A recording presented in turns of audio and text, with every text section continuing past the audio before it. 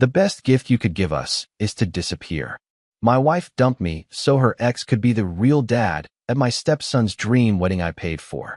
So I canceled everything, sold the house, and left them with nothing but the truth. The rehearsal dinner ended at 9:47 p.m. I know because I looked at my watch twice.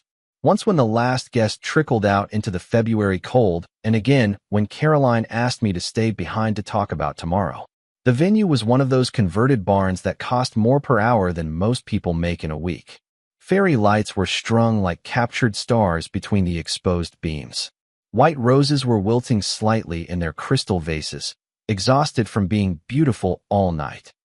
My stepson Marcus was at the far end, laughing with his groomsmen, his fiancée Sophie, radiant beside him in a rehearsal dress that probably cost what I used to make in a month before I sold my software company, before I became the man who made all of this possible. Caroline touched my elbow, that particular touch that wasn't affection, but direction. Let's go outside for a moment. I need some air. We'd been married 3 years, together 4. I knew her touch in all its variations. The grateful squeeze when I paid her mother's medical bills, the absent-minded pat when she was thinking about something else, the calculated pressure when she wanted something expensive. This touch was different. This touch had an air of finality. The February air bit through my suit jacket as we stepped out onto the stone patio. It had snowed earlier, leaving everything coated in that particular silence that comes with fresh snow. Beyond the patio, the property stretched out into the darkness. 12 acres of prime real estate I'd booked for this weekend at a cost that would have made my younger self physically ill. Caroline didn't look at me. She looked out into the darkness, her breath making little clouds that dissipated quickly like words you can't take back. I need to tell you something, she said, and I need you to just listen. I'd heard that tone before. In boardrooms right before someone announced they were dissolving a partnership, in lawyers' offices just before the word, unfortunately, appeared, in hospitals just before everything changed. I said nothing. The silence stretched. A deer moved somewhere in the distant tree line, and the fairy lights behind us hummed their electric song. Robert's back. 2 simple declarative words.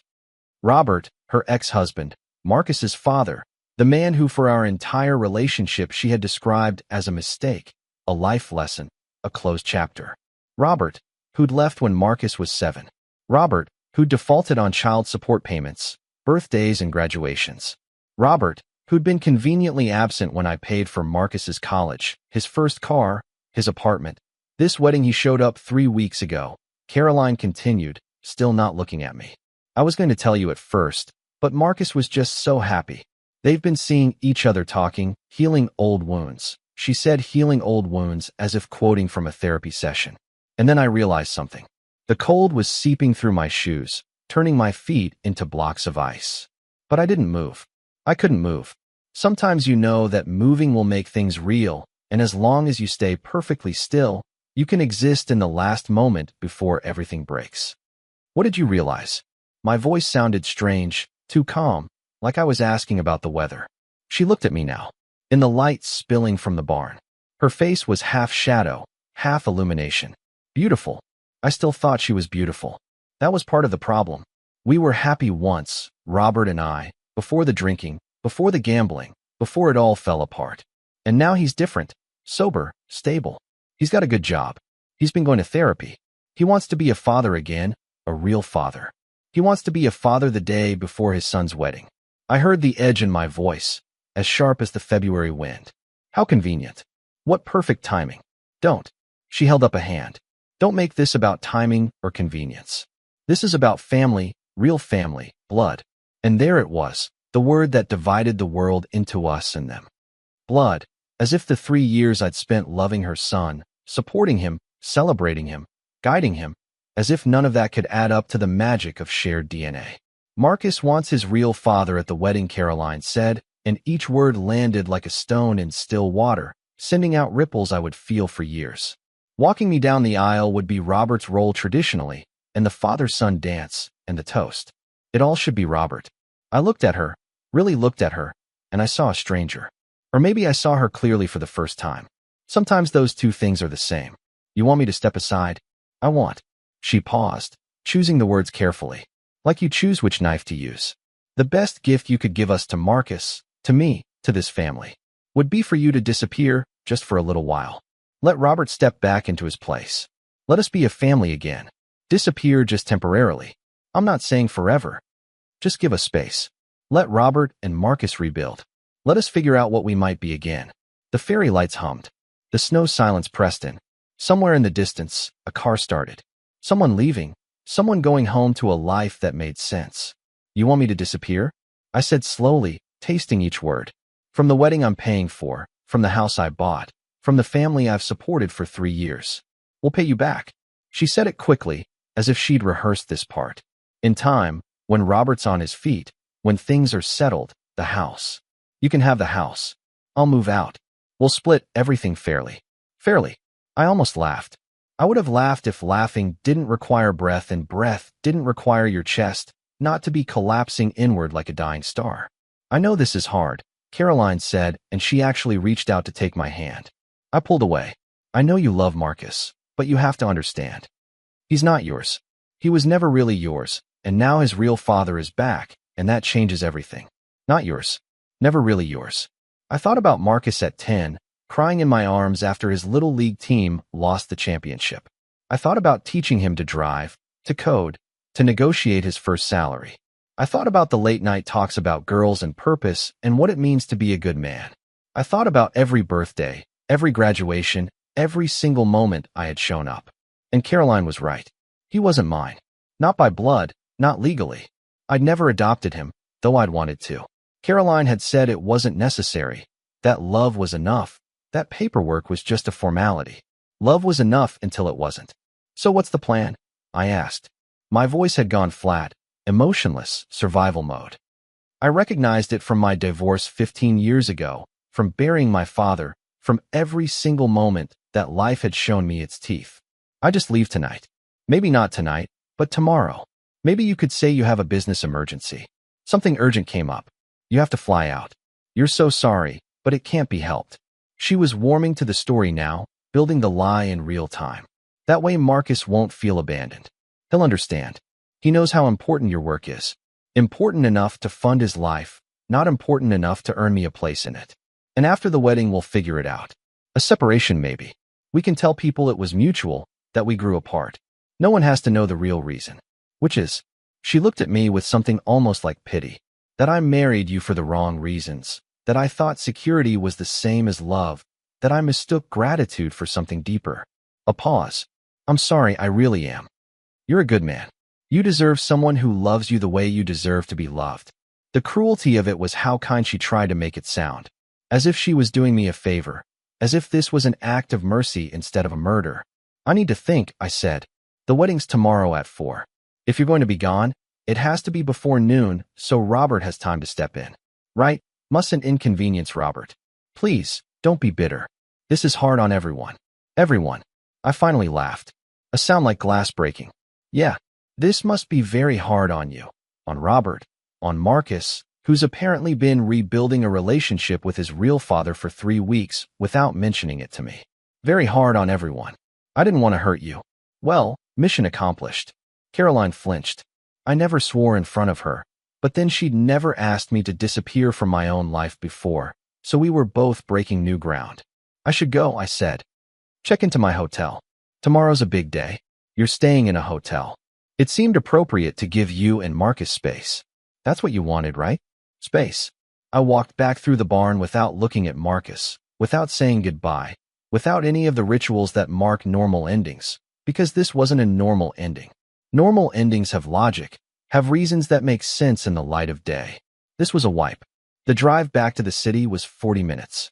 I didn't turn on the radio. I just drove through the darkness with my hands on the wheel at 10 and 2, breathing in, breathing out, staying in my lane.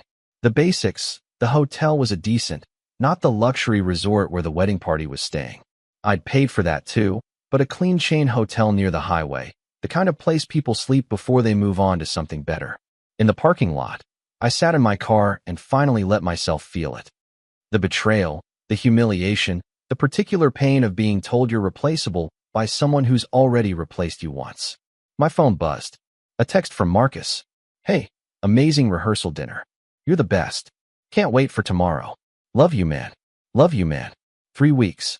He'd been reconnecting with Robert for 3 weeks. 3 weeks of secret meetings and healing conversations. And not once had he mentioned it. Not once had he said, "Hey, there's something you should know." I stared at that text for a long time. Then I opened my banking app. The wedding was costing $147,000. The venue, the caterer, the flowers, the photographer, the band, the hotel rooms, all of it. I'd paid 70% of it up front, with the remainder due tomorrow morning. The house Caroline and I owned, the 4-bedroom colonial with the finished basement and the kitchen I'd renovated last year. I'd bought it for cash. My name on the deed.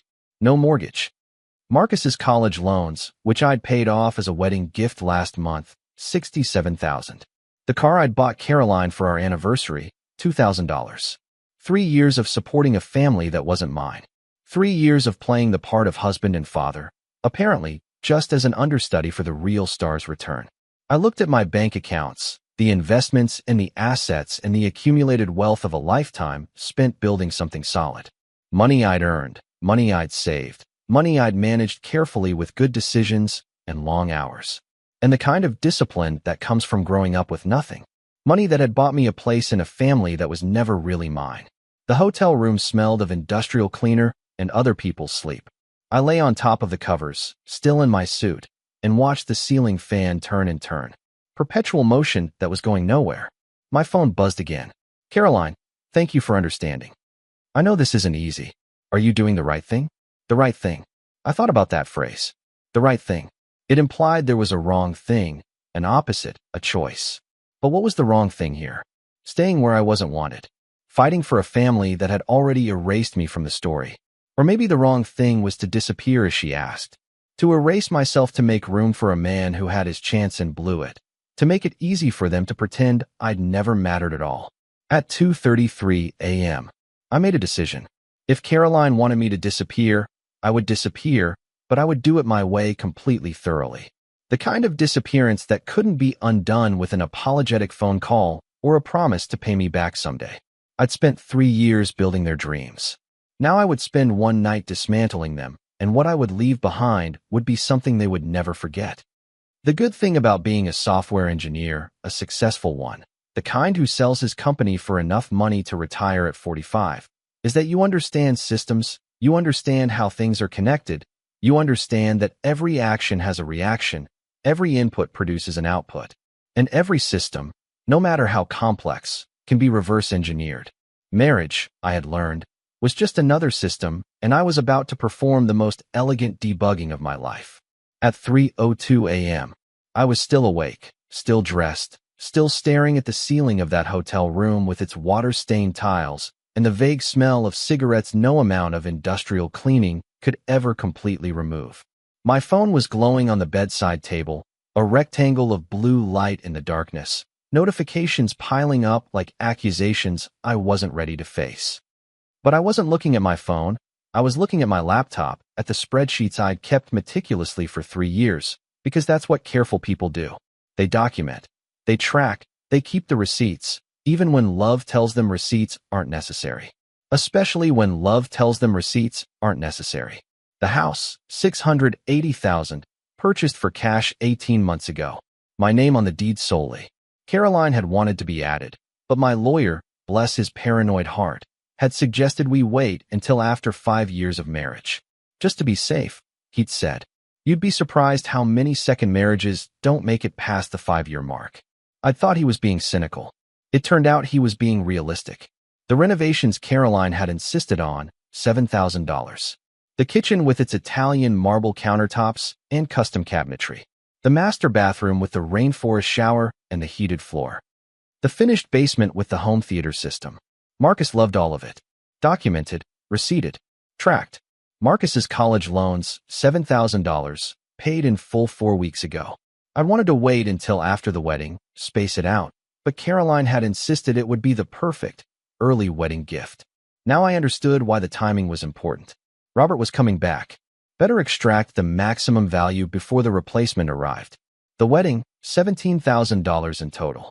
$103,000 already paid. $44,000 due tomorrow morning at 9:01 a.m. per the contract I'd signed 6 months ago when Marcus and Sophie got engaged. 6 months ago when I was still family, when I was still dad, when my money was our money and my dreams were their dreams. I opened a new spreadsheet, titled it Project Disappearance. Because if you're going to dismantle your life, you might as well organize it properly. Column A, Asset. Column B, Current Status. Column C, Action Required. Column D, Timeline. Column E, Notes. I started typing. The wedding venue had a cancellation policy. I'd read it thoroughly 6 months ago, the way I read all contracts, because my father had taught me that the devil's in the details. Cancellations more than 90 days out, full refund minus a 10% administrative fee. 30 to 90 days, 50% refund. Less than 30 days, no refund. Less than 24 hours. Well, that wasn't even in the contract. That was uncharted territory. That was scorched earth. But there was a loophole. There's always a loophole. The contract stated that if the venue became unavailable due to circumstances outside the venue's control, they would refund all payments and assist in finding an alternate location in what constituted circumstances outside the venue's control.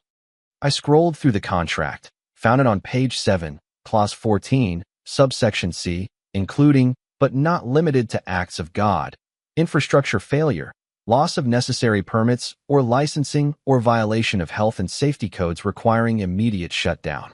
Infrastructure failure. I smiled for the first time in hours. It wasn't a happy smile.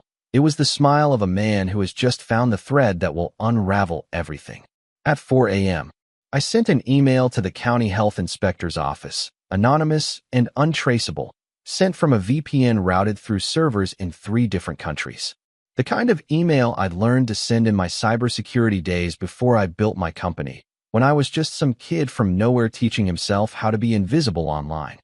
The email detailed concerns about the wedding venue's septic system, specifically about potential groundwater contamination due to improper waste management, about the odor I'd noticed during the rehearsal dinner, about the visible pooling of water near the outdoor restrooms, about my genuine concern that 200 people might be at risk for exposure to E. coli or something worse. Was any of it true? I had no idea, but I knew how bureaucracy worked. I knew that the words potential health risk, 200 people, and groundwater contamination would trigger an automatic inspection. And I knew that health inspectors don't wait until after the wedding to check things out. I scheduled the email to be sent at 6:01 a.m. early enough to catch the morning shift, late enough that no one could do anything about it before the inspection happened. Then I moved on to the next item on my list. The house was trickier. You can't just sell a house overnight. Real estate doesn't work that way. There are listings, showings, offers, inspections, and closing periods. There's a process, and the process takes time. Unless you don't care about getting full value, unless you're willing to take a loss in exchange for speed, unless you know people who buy houses the way other people buy groceries, fast, cash, no questions asked. I knew someone. His name was Martin Chun, and he bought distressed properties for investment firms.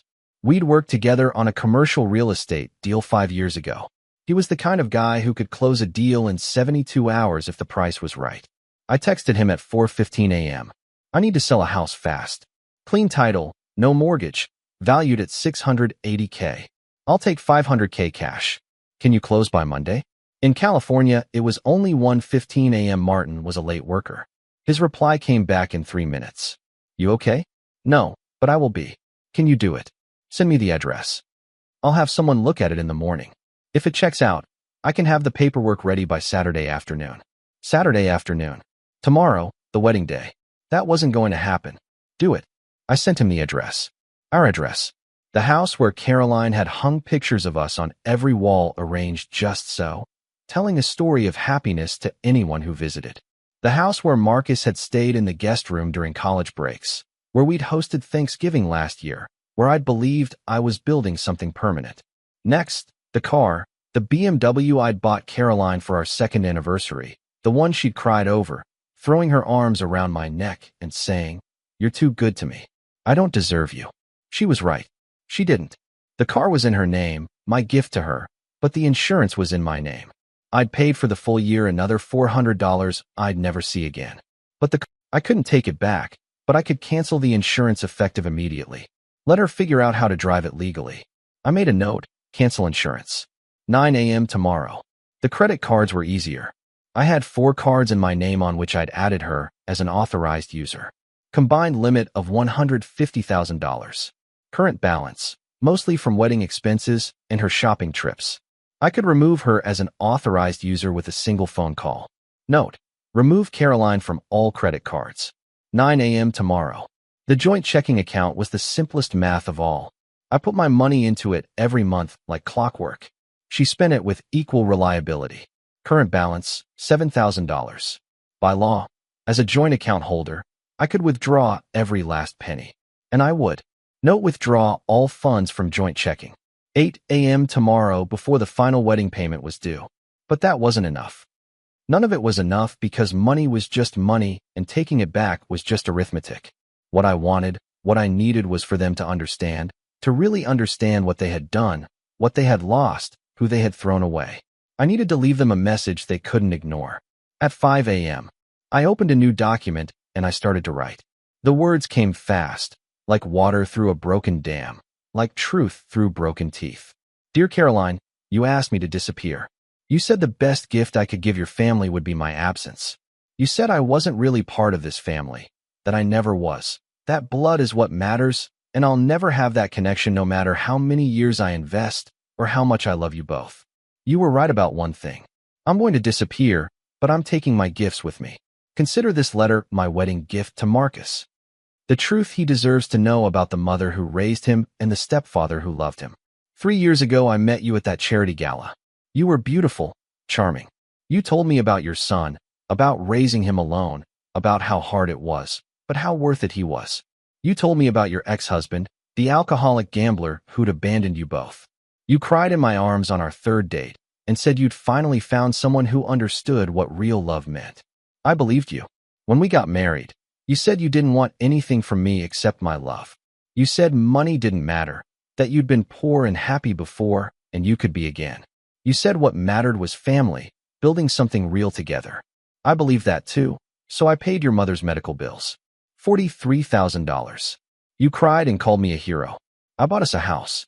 $680,000. You said it was our dream home, our forever place. I paid Marcus's college loans. $7,000. You said I was the father he'd always deserved. I funded his lifestyle, the car, the apartment, the spending money, the emergency credit card that racked up $18,000 in charges over 2 years. I paid for his wedding. $147,000 for a celebration of love, family, and forever. And last night you told me I was never really family. So here is my disappearing act. The house is sold. By the time you read this, I will have signed the papers with a cash buyer. You have until Monday at 5 p.m. to vacate. Everything inside is yours to keep. I'm not taking anything but my clothes and my personal items. Consider it my last gift. The furniture, the TV, the kitchen appliances you picked out, all of it. Enjoy them in your next home. The wedding is canceled. You've probably gotten a call from the venue by now. There was an unfortunate issue with a health inspection. The property has been temporarily shut down. Your deposits are being refunded to my account, which is no longer accessible to you. The joint account is empty. I withdrew my money this morning. All of it. The credit cards are canceled. Well, not canceled, just your authorization to use them. Your car insurance has been terminated. The car is still yours, but you'll need to arrange for your own coverage before you drive it again. I've transferred the final payment on Marcus's apartment lease through the end of this month directly to his landlord. After that, he's on his own. He has his real father now. I'm sure Robert will be happy to help. You wanted me to disappear to make room for Robert, so I'm giving you what you asked for. Completely, permanently, irrevocably. I don't do this to hurt you, though I know it will. I don't do this for revenge, though I know it will feel like it. I do this because you taught me an important lesson last night, that I was never really part of your family, that I was always just the ATM with arms, the checkbook with a heartbeat, the solution to your problems until a better solution came along. You wanted the real father back? Here he is. Let's see how much he's changed. Let's see if his sobriety lasts longer than his need to be the hero. Let's see if his good job covers what mine did. I hope it works out. I honestly do, because Marcus deserves better than what you both did to me. He deserves parents who teach him that love isn't transactional, that family isn't disposable, that people aren't replaceable like broken appliances. Maybe Robert will teach him that. Maybe you will. Maybe you'll both become better people through this experience. Or maybe you'll finally understand what you lost when you asked me to disappear. I'll be gone by the time you read this. Don't try to find me. Don't call. Don't text. Don't email. My lawyer will be in touch about the divorce proceedings. Everything will be handled properly, legally, and fairly, just like you wanted. You said I deserve someone who loves me the way I deserve. You were right about that too. That person was never you. Goodbye, Caroline. Tell Marcus I'm sorry to miss his wedding. Tell him I hope he builds a better marriage than ours. Tell him love should be a gift given freely, not a transaction with an expiration date. Tell him his real family is whoever shows up when it matters. And tell Robert, congratulations, he won. He gets his family back, and it only cost him nothing. Must be nice, David. I read it 3 times, edited it twice, made it sharper, kinder in places, crueler in others. I made it true. Then I printed it out at the Hotel Business Center at 5:30 a.m. 2 copies, one for Caroline, one for Marcus. I would leave them at the house, on the kitchen counter. The kitchen I had paid for under the pendant lights she had picked out next to the coffee maker I'd bought her last Christmas, because she'd mentioned once that she always wanted an espresso machine. The coffee maker she would use tomorrow morning when she woke up expecting to get ready for her son's wedding. The coffee she would drink while she read the letter that would destroy it all. The sun was starting to come up Friday morning, February. The day before the wedding that wasn't going to happen. I had 14 hours to dismantle 3 years of my life. I ordered a coffee from the hotel lobby, extra large, black. The kind of coffee you drink when sleep isn't an option and there's work to be done. The barista, a tired-looking woman with kind eyes, asked if I wanted anything to eat. No, I said I'm good. She looked at me with that particular concern that service workers develop for customers who are very obviously not good. Tough night, tough life. I tried to smile. It probably looked like a grimace, but it's about to get better. At 6:01 a.m. my scheduled email went out to the health inspector. At 6:47 a.m. Martin texted. Drove by the house. It's perfect. I can have a mobile notary there at noon. Bring your ID and the deed. We'll close today, if you're serious. I was serious. At 7:30 a.m., I drove to the house. My house. Our house. The last time I would ever have anything to do with it. Caroline's car wasn't there. She'd stayed at the Venue Hotel with Marcus, getting ready for today, for the wedding, for her triumphant reunion with Robert. They probably all had breakfast together this morning. One big happy family. The real family, the blood family. I went inside. The house was quiet, filled with morning light and the ghosts of better days. The pictures on the walls smiled at me, lying pictures of happy moments that had apparently meant more to me than anyone else. I walked through each room. I didn't say goodbye to anything. I didn't feel anything. That was the strangest part. How empty I felt. Not sad, not angry, just empty, like I'd already disappeared and I was watching someone else walk through someone else's life. In my office, I packed a box with my important documents. Birth certificate, passport, deed to the house, stock certificates. The wreckage of my identity reduced to paper in a cardboard box. In the bedroom, I packed a suitcase, enough clothes for a week. Everything else could be replaced. In the kitchen, I left the letters, 2 white envelopes on the marble countertop, Caroline, written on one in my neat handwriting, Marcus on the other. And next to the letters, I left one more thing, a thumb drive. On that thumb drive, every receipt, every bank statement, every transaction, every payment, every gift. 3 years of financial records organized, documented, and irrefutable. A spreadsheet titled The Cost of Being Family. They wanted me to disappear as if I'd never mattered. I would leave them proof that I was the only thing that had ever mattered. At 8:47 a.m., I was sitting in a coffee shop 3 blocks from the bank, watching the clock on my phone tick toward 9:01. My hands were steady around the paper cup, a dark roast coffee with a pretentious name I'd already forgotten. But my heart was doing something complicated in my chest, not racing, not calm, something in between, a rhythm that felt like a countdown. The coffee shop was the kind of place Caroline would have loved. Exposed brick walls, succulents in ceramic pots.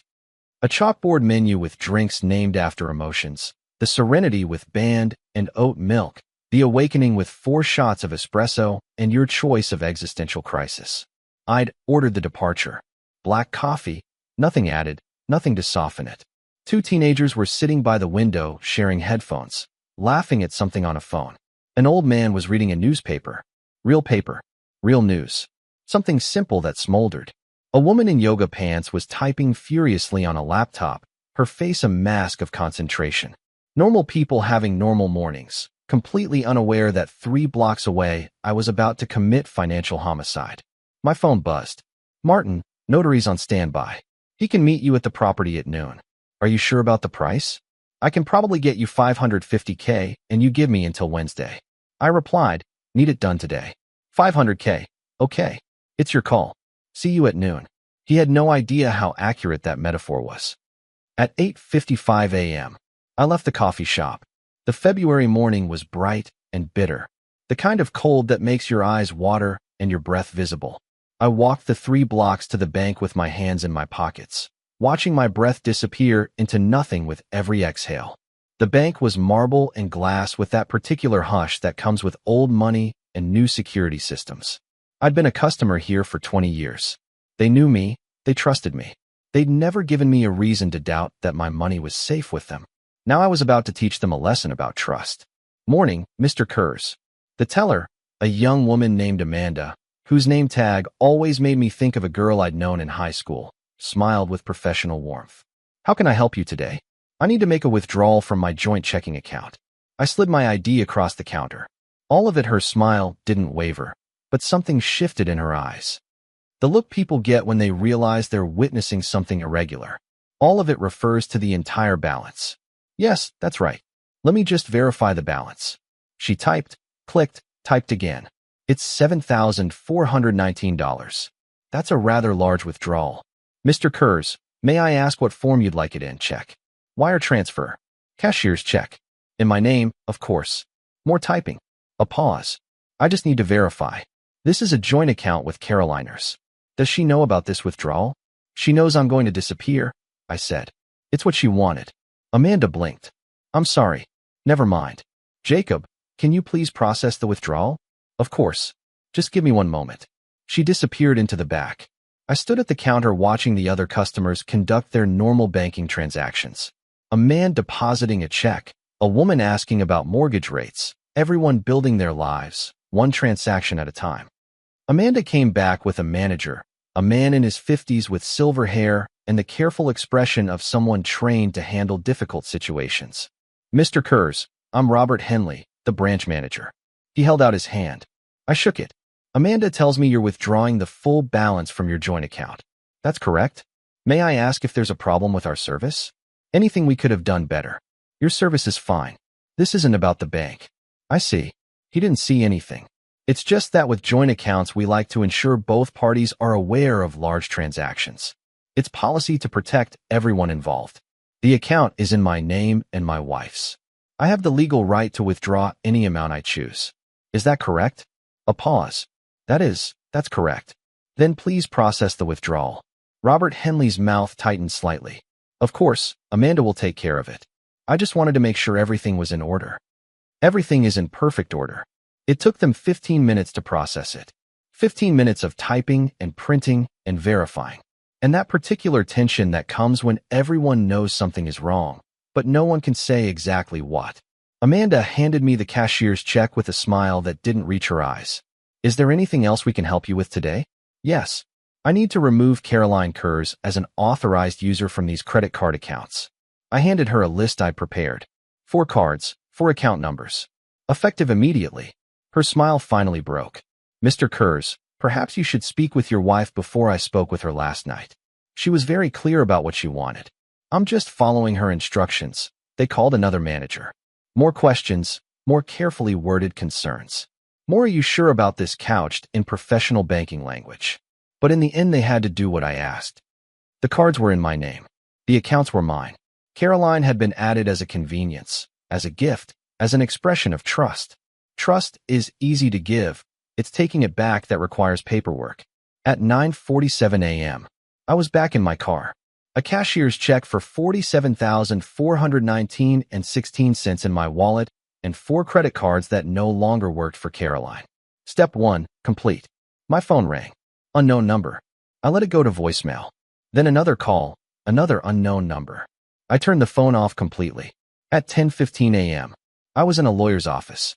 Not my usual lawyer. Too much risk of him trying to talk me out of this. But a lawyer I'd found online at 3 a.m. Kenneth Bricks, specialist in family law and rapid dissolution. His website promised fast, discreet, and effective service for those who needed to turn pages quickly. The typo in discreet should have been a red flag, but I wasn't looking for quality, I was looking for speed. His office was in a strip mall, between a nail salon and a tax preparation service. The waiting room smelled of artificial lemon and old magazines. Kenneth Bricks himself was younger than I expected, maybe 35, with an aggressive handshake and a suit that was trying too hard. "Mr. Kurz, thanks for coming in on such short notice." He gestured to a chair across from his desk, which was mostly empty except for a laptop and a framed picture of him, shaking hands with someone I didn't recognize. "Mentioned on the phone that you need to file for divorce today." "That's correct. May I ask why the urgency?" "My wife asked me to disappear from her family. I'm complying with her request." Kenneth blinked, then he laughed. A sharp bark of a sound. "Well, that's direct. How long have you been married?" 3 years. "Any children in common?" "No. She has a son from a previous marriage. He's 25. Are you coming?" "A house currently in the process of being sold. It should close on Monday in both of your names." "Just mine." "Good. That simplifies things." He opened his laptop and started typing. "California is a no-fault state, so we don't need to prove anything except irreconcilable differences. No children in common and a clear separation of assets. We can move fast. I can have the papers filed by Monday morning. She'll be served by Tuesday." "Perfect. Now she may contest the division of assets. The house, even if it's in your name, could be considered community property depending on when it was bought and with what funds. I bought it 18 months ago with money I had before the marriage. I have the documentation even better. And alimony, what about it? You can request it if she's been financially dependent on you during the marriage. She has been completely. But I don't care." I leaned forward. "I want this done fast and clean. Whatever it takes to finalize it quickly. If she wants alimony, let her have it. 6 months, a year, whatever. I just want it to be over." Kenneth looked at me with something like respect. "Most people fight for every penny. I'm not most people, and this isn't about the money. It's always about the money." "No," I said. "Sometimes it's about the principle. Sometimes it's about making sure someone understands exactly what they threw away." He studied me for a moment. "You're going to make someone very nervous, Mr. Kurz." "Good, that's the point." We spent the next hour filling out forms. Pages and pages of them, reducing 3 years of marriage to check boxes and tick marks. Date of marriage, date of separation, assets, debts, requests. Each question was a small violence, a paper cut in the shape of a life that was ending. "There's one more thing," Kenneth said as I signed the last form. "You should know that California has a mandatory 6-month waiting period before a divorce is finalized. Even if she doesn't contest anything, even if you're in complete agreement, you'll still be legally married for at least 6 more months. But separated." "Yes, legally separated as of today, once we file these papers." "That's fine. I don't need it to be final. I just need it to be started." At 11:30 a.m., I left Kenneth Bricks's office with copies of the divorce papers in a manila envelope. The sun was higher now, warming the February air, melting last night's snow into puddles that reflected the sky. Everything seemed cleaner in the daylight. Everything seemed possible. My phone was still off. I didn't want to know what was happening. Not yet. There was still work to do. At 11:45 a.m., I arrived at the house. My house? Our house. The house that would belong to Martin Chun by this evening. I found his car already in the driveway. He was on the porch on his phone, dressed in jeans and a leather jacket that probably cost more than Caroline's car insurance. He saw me and ended his call. "David, you look like hell." "I feel like hell, but hell has a fine clarity to it." Martin laughed. "Whatever you say, man." I brought the notary. He's inside taking a look at the place. "I've got the paperwork ready. $500,000 cash transfer. We can have it in your account by the end of the day. Make it Monday. I'll be out of state by then." "Where are you going?" "Does it matter?" "I guess not." He pulled out a thick folder of documents. I had my people run the title. "Everything looks clean, no liens or encumbrances." "Did you really buy this place for cash?" "I did." "Nice, I'll say." The notary was a woman in her 60s with reading glasses on a chain and the efficient air of someone who has witnessed too many signatures to be impressed by anything. She verified my ID, walked me through the paperwork, explained what I was signing in the practiced cadence of someone reciting a script. Do you understand that by signing these documents you are transferring full ownership of the property located at 1247 Meadowbrook into Investment Properties LLC for the sum of $500,000? I understand. And you're doing this of your own free will, without duress or coercion. I almost laughed. No duress. As if anything about the last 12 hours had been free from pressure. Yes, of my own free will.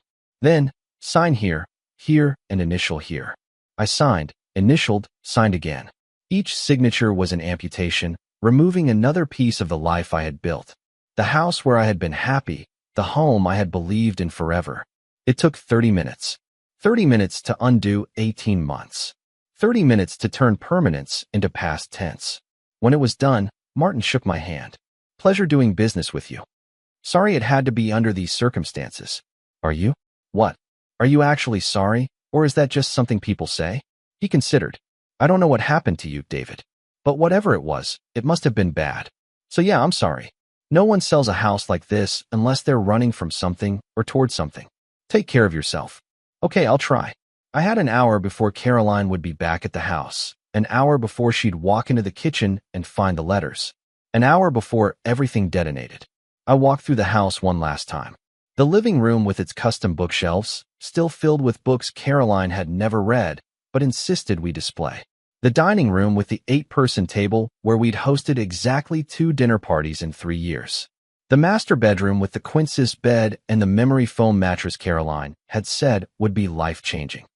It was just a house, just walls and floors and furniture arranged in ways that suggested happiness. But for a while I'd believed in it. I'd believed in all of it.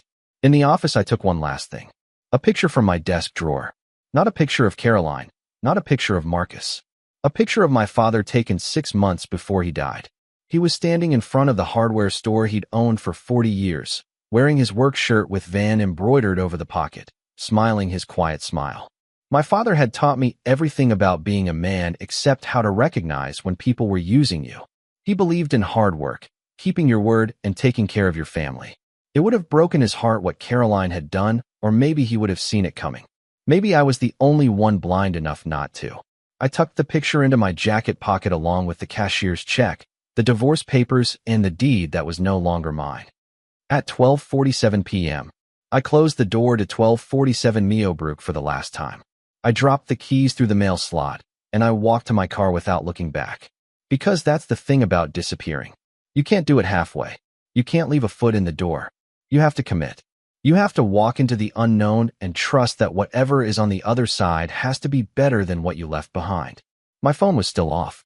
The wedding was in 3 hours and 13 minutes. The venue had probably called by now. The health inspector had probably shown up. The carefully constructed dream was probably already falling apart. And I was about to fall apart with it, but not yet. Not here. Not where anyone could see me. I drove to the airport. I booked a ticket on my phone. First flight out. Didn't care where it was going. Turned out to be Phoenix. I'd never been to Phoenix. I didn't know anyone there. I had no reason to go. Perfect. The flight left at 3:47 p.m. I would be 30,000 feet in the air when the wedding was supposed to start. When Marcus would be standing at the altar waiting for a bride who would never arrive. When Caroline would realize that disappearing meant more than just not showing up. It meant taking everything with you. At 2:15 p.m., I was sitting at an airport bar drinking a scotch that tasted like smoke and regret, watching the planes take off outside the window, each one carrying people toward something. Reunions, vacations, business, new beginnings. I was carrying myself toward nothing, toward the absence of everything I had built, toward the space that's left when you remove yourself from your own life. My phone buzzed. It was still off, but the vibration motor still worked. Someone was trying to reach me. Several someones. The messages were piling up like snow, covering everything, making it impossible to see the ground. I ordered another scotch. The bartender, a man with tattoo sleeves and the tired eyes of someone who's heard too many airport stories, poured it without comment. Tough day, tough life, but it's about to get better. You say that like you mean it. I'm trying to. He nodded. Sometimes trying is enough. Sometimes it's all we've got. At 3:15 p.m., I boarded the plane. I found my seat 17B window. I always chose window seats. I liked watching the world shrink. I liked the perspective that came with altitude. The plane filled up around me. A businessman in 17A, already on his laptop. A woman in 17, already asleep. Normal people living normal lives, flying to Phoenix for normal reasons, and me flying to nowhere for the worst reason of all. The plane pushed back from the gate at 3:42 p.m., 5 minutes early. A small miracle of modern aviation. At exactly 4 p.m. As the plane took off, as the ground fell away, as I watched the city shrink into geometry and toy cars and the clean abstraction of distance, my phone received 17 text messages, 9 voicemails, and 3 emails, all at once. When I finally turned it on to enable airplane mode, I didn't read any of them, didn't listen to any of them, just watched the notifications pile up. Each one a small detonation, each one marking the moment someone discovered what I had done. The sun was setting over California, painting everything gold and red. The colors of endings, the colors of fire. Down there, somewhere in all that distance, Caroline was reading my letter. Marcus was learning what his mother had done. Robert was discovering what he had won, and I was 30,000 feet above it all, drinking tiny bottles of scotch, watching the sun set on the life I used to have. The man next to me, the businessman, finally looked up from his laptop. First time to Phoenix. First time on the run, I said. He laughed as if I were joking. I let him believe it. The thing about whiskey at altitude is it hits different. The air pressure does something to your blood, to your brain. It makes everything softer around the edges. Or maybe it was just the disappearing. Maybe when you erase yourself from your own life, the world naturally blurs at the boundaries. I was on my third tiny bottle, the kind that costs $1 and contains maybe 2 real swallows. When my phone started buzzing continuously in my pocket, not ringing, I put it on silent, just vibrating like a small animal dying against my thigh. The businessman next to me glanced over. Someone really wants to talk to you. There's always someone. You're not going to answer? No. He nodded and went back to his spreadsheet. That was the beautiful thing about strangers on planes. They didn't require explanations. You could tell them you were running away from your life, and they'd laugh. You could tell them you'd just dismantled a marriage, canceled a wedding, and sold a house in 6 hours, and they'd think you were exaggerating for effect. The buzzing stopped. It started again. It stopped. It started.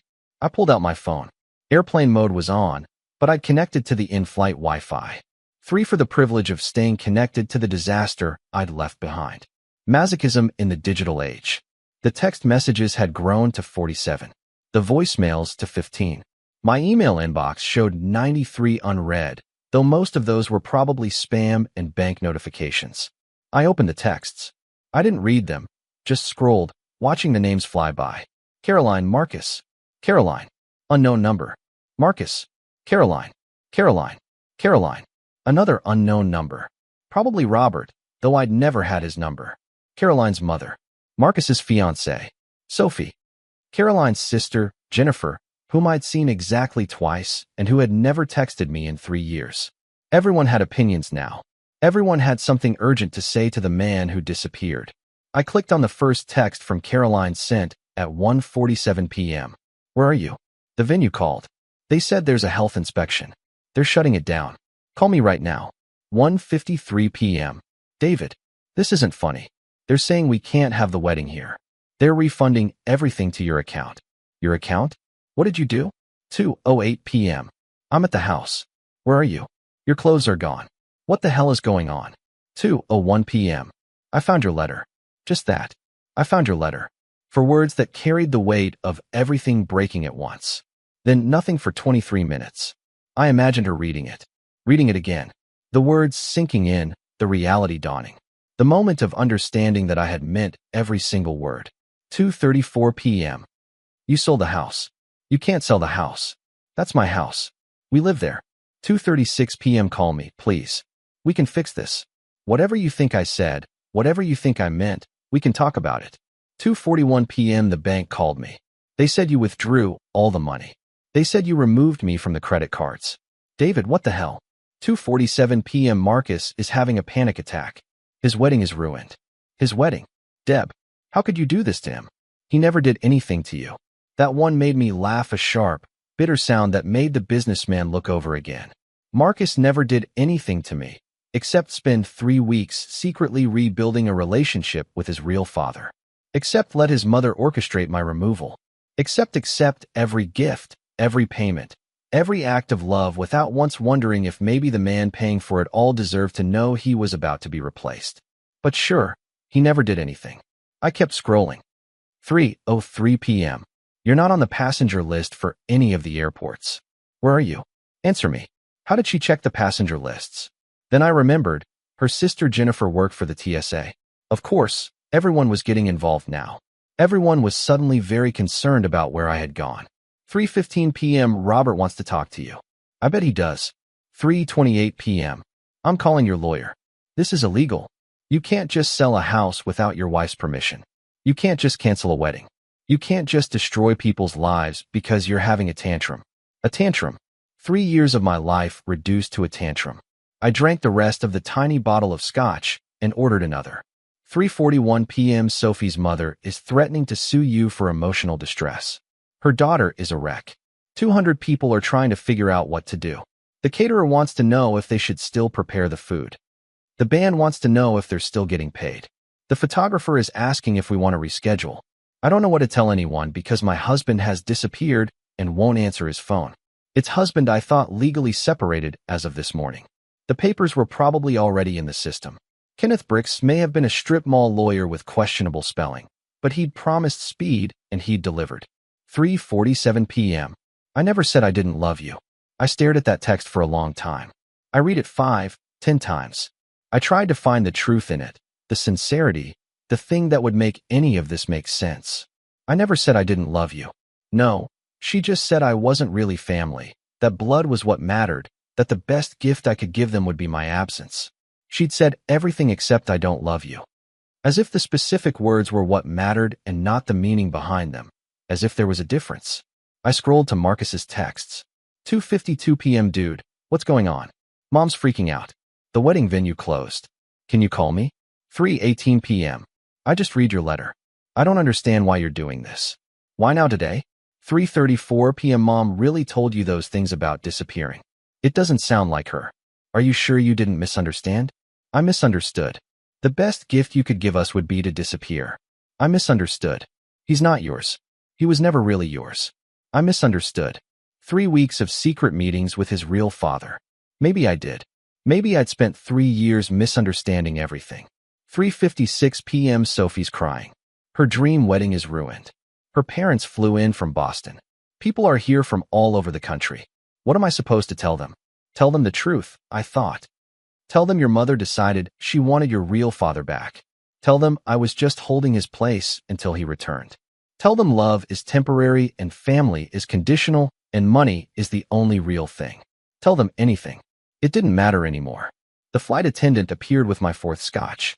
She was older, professional, with a particular kindness in her eyes that comes from years of watching people fall apart midair. Long day, she asked. Long life. Those are the worst. She handed me the bottle and the plastic cup.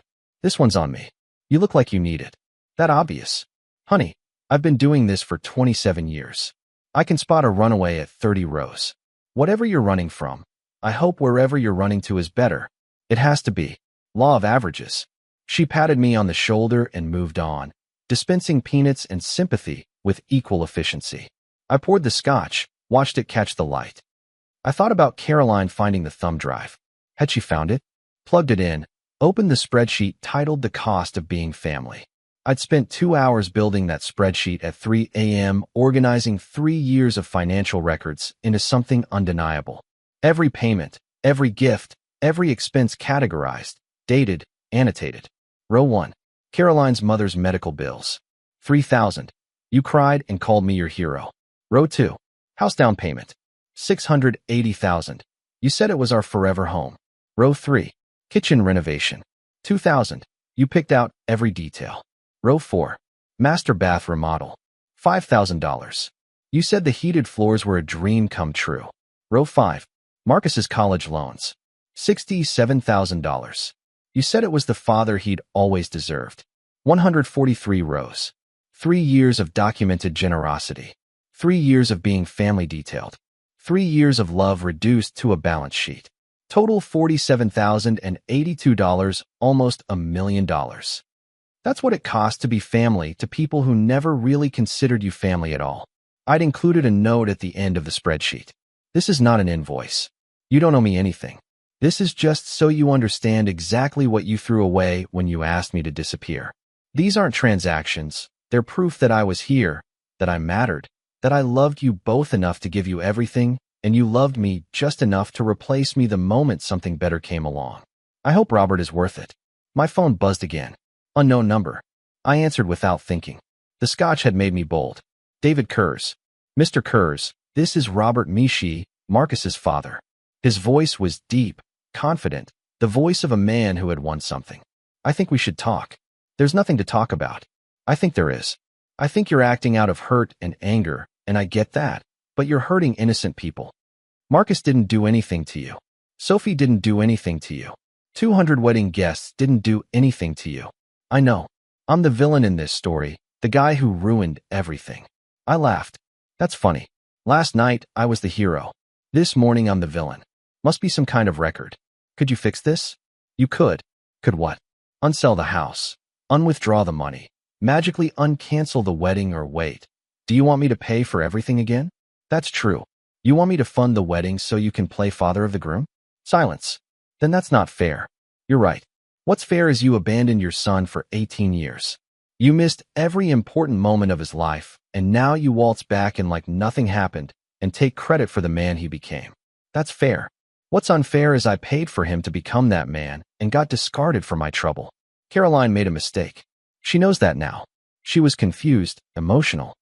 She was clear. She was the clearest she's ever been. She told me exactly what she wanted, and I'm giving it to her. I'm disappearing completely, permanently. Isn't that what you all wanted? Not like this. Let me ask you something, Robert. Do you know how much Marcus's college loans were? What? Why does that matter? Just answer the question. Do you know? I don't know. 50,000, 60, 67,000. I paid them off last month. Do you know why? Silence. Because Caroline said it would be the perfect early wedding gift. Because I wanted to. Because I thought we were family. Do you know how much I've spent on your son in 3 years, Mr. Kurz? Over $800,000. That's what it cost me to be his father. $800,000. What did it cost you? It didn't. It didn't cost you a thing. You showed up 3 weeks ago, sober and employed and ready to play dad, and everyone acted like you were the second coming of Christ. Meanwhile, I'm the asshole for wanting acknowledgement, for wanting to matter, for thinking that love and money and showing up every single day should count for something. Are you twisting this? I'm clarifying it. I'm simplifying it. You won. Congratulations, you get your family back, and it only cost me everything. That's a good deal for you. I hung up. I turned my phone off completely. I took the battery out for good measure. Old phone. One of the few that still allowed it. I didn't want to hear from anyone. I didn't want to know what they were saying or thinking or feeling. I wanted to disappear into the silence, into the altitude, into the anonymous darkness outside the window. The businessman looked over. Everything all right. Define all right. Good point. He closed his laptop. Do you want to talk about it? Do you not want to not talk about it together? I looked at him. Really looked at him. He was in his 50s. Wearing a wedding ring with a particular weariness around his eyes that came from caring about things. A good man, probably a faithful husband. Someone who showed up. Have you ever been replaced? I asked. At work. Sure, twice. Once by a younger guy who worked for half my salary. Once by a computer program. How did it feel? Like shit, as if everything I had done didn't matter, as if I were disposable. He paused, but then I found something better. Both times, something that actually valued what I brought to the table. And if there isn't something better, then you build it, or you become it, or you sit in the wreckage and let it bury you. Those are pretty much the options. Which one are you? He smiled. Still figuring it out, but I'm 53. I'm flying to Phoenix on a Friday night to look at commercial real estate, so I guess I'm the build it type. Even if the thing I'm building keeps changing. The plane hit turbulence, just a little, enough for the seatbelt sign to ding on. Enough to remind us we were suspended in midair by nothing but physics and faith. I sold my house today, I said. I withdrew all my money, canceled my stepson's wedding. I filed for divorce, and I got on a plane to Phoenix without knowing why. He nodded slowly. Okay, That's a lot. Yeah, they deserved it. I don't know. Does anyone deserve anything? Or do we just do things and call it justice and hope we can sleep at night? Deep question for 30,000 feet. It's been a deep day. The flight attendant announced we would be landing in 20 minutes. Outside the window, Phoenix was appearing out of the darkness. A grid of lights in the desert. Proof that humans could build a civilization anywhere if they were stubborn enough. Do you have a place to stay? The businessman asked. Not a clue. There's a decent hotel near the airport. Nothing fancy, but it's clean. Not too expensive. The Sandpiparan. Tell them Jerry sent you. They won't give you a discount, but at least you can say you know someone in Phoenix. Thanks, Jerry. We're all just trying to get through it, you know? Whatever it is. Might as well help each other along the way. The plane descended. My ears popped. The landing gear deployed with a clunk that echoed through the cabin. Below us, Phoenix spread out like spilled light, like possibility, like the opposite of everything I had left behind. We landed at 6:43 p.m. Phoenix time, 7:43 p.m. California time. The wedding would have started 3 hours and 43 minutes ago. The ceremony would have been over by now. People would be drinking at a reception that didn't exist. Or maybe they'd all gone home confused and angry talking about the crazy stepfather who ruined everything. I didn't care. That was the strange thing. I thought I would care. I thought knowing they were suffering would feel like a victory, but it didn't feel like anything. It just felt empty. Maybe that was what disappearing meant. Not just removing yourself from their lives, but removing yourself from your own emotions. Becoming hollow, becoming the absence they'd asked you to be. I got my carry-on bag, just one bag with 3 days worth of clothes and a lifetime of regret, and I walked off the plane into the Phoenix Sky Harbor Airport. The air conditioning hit me first, then the smell of Cinnabon and desperation that all airports share, then the absolute certainty that I had no idea what I was doing, where I was going, or who I was supposed to be now. Jerry caught up with me at baggage claim. You're going to be okay eventually. Maybe. I don't know. That's honest. At least. He handed me a business card. If you're still in Phoenix on Monday and you need someone to talk to, give me a call. Or if you need a job, I'm always looking for good people. And anyone who can blow up their entire life in 6 hours has the kind of determination I respect or the kind of madness. Sometimes they're the same thing. He walked away into the Phoenix night, into his life, into whatever he was building here.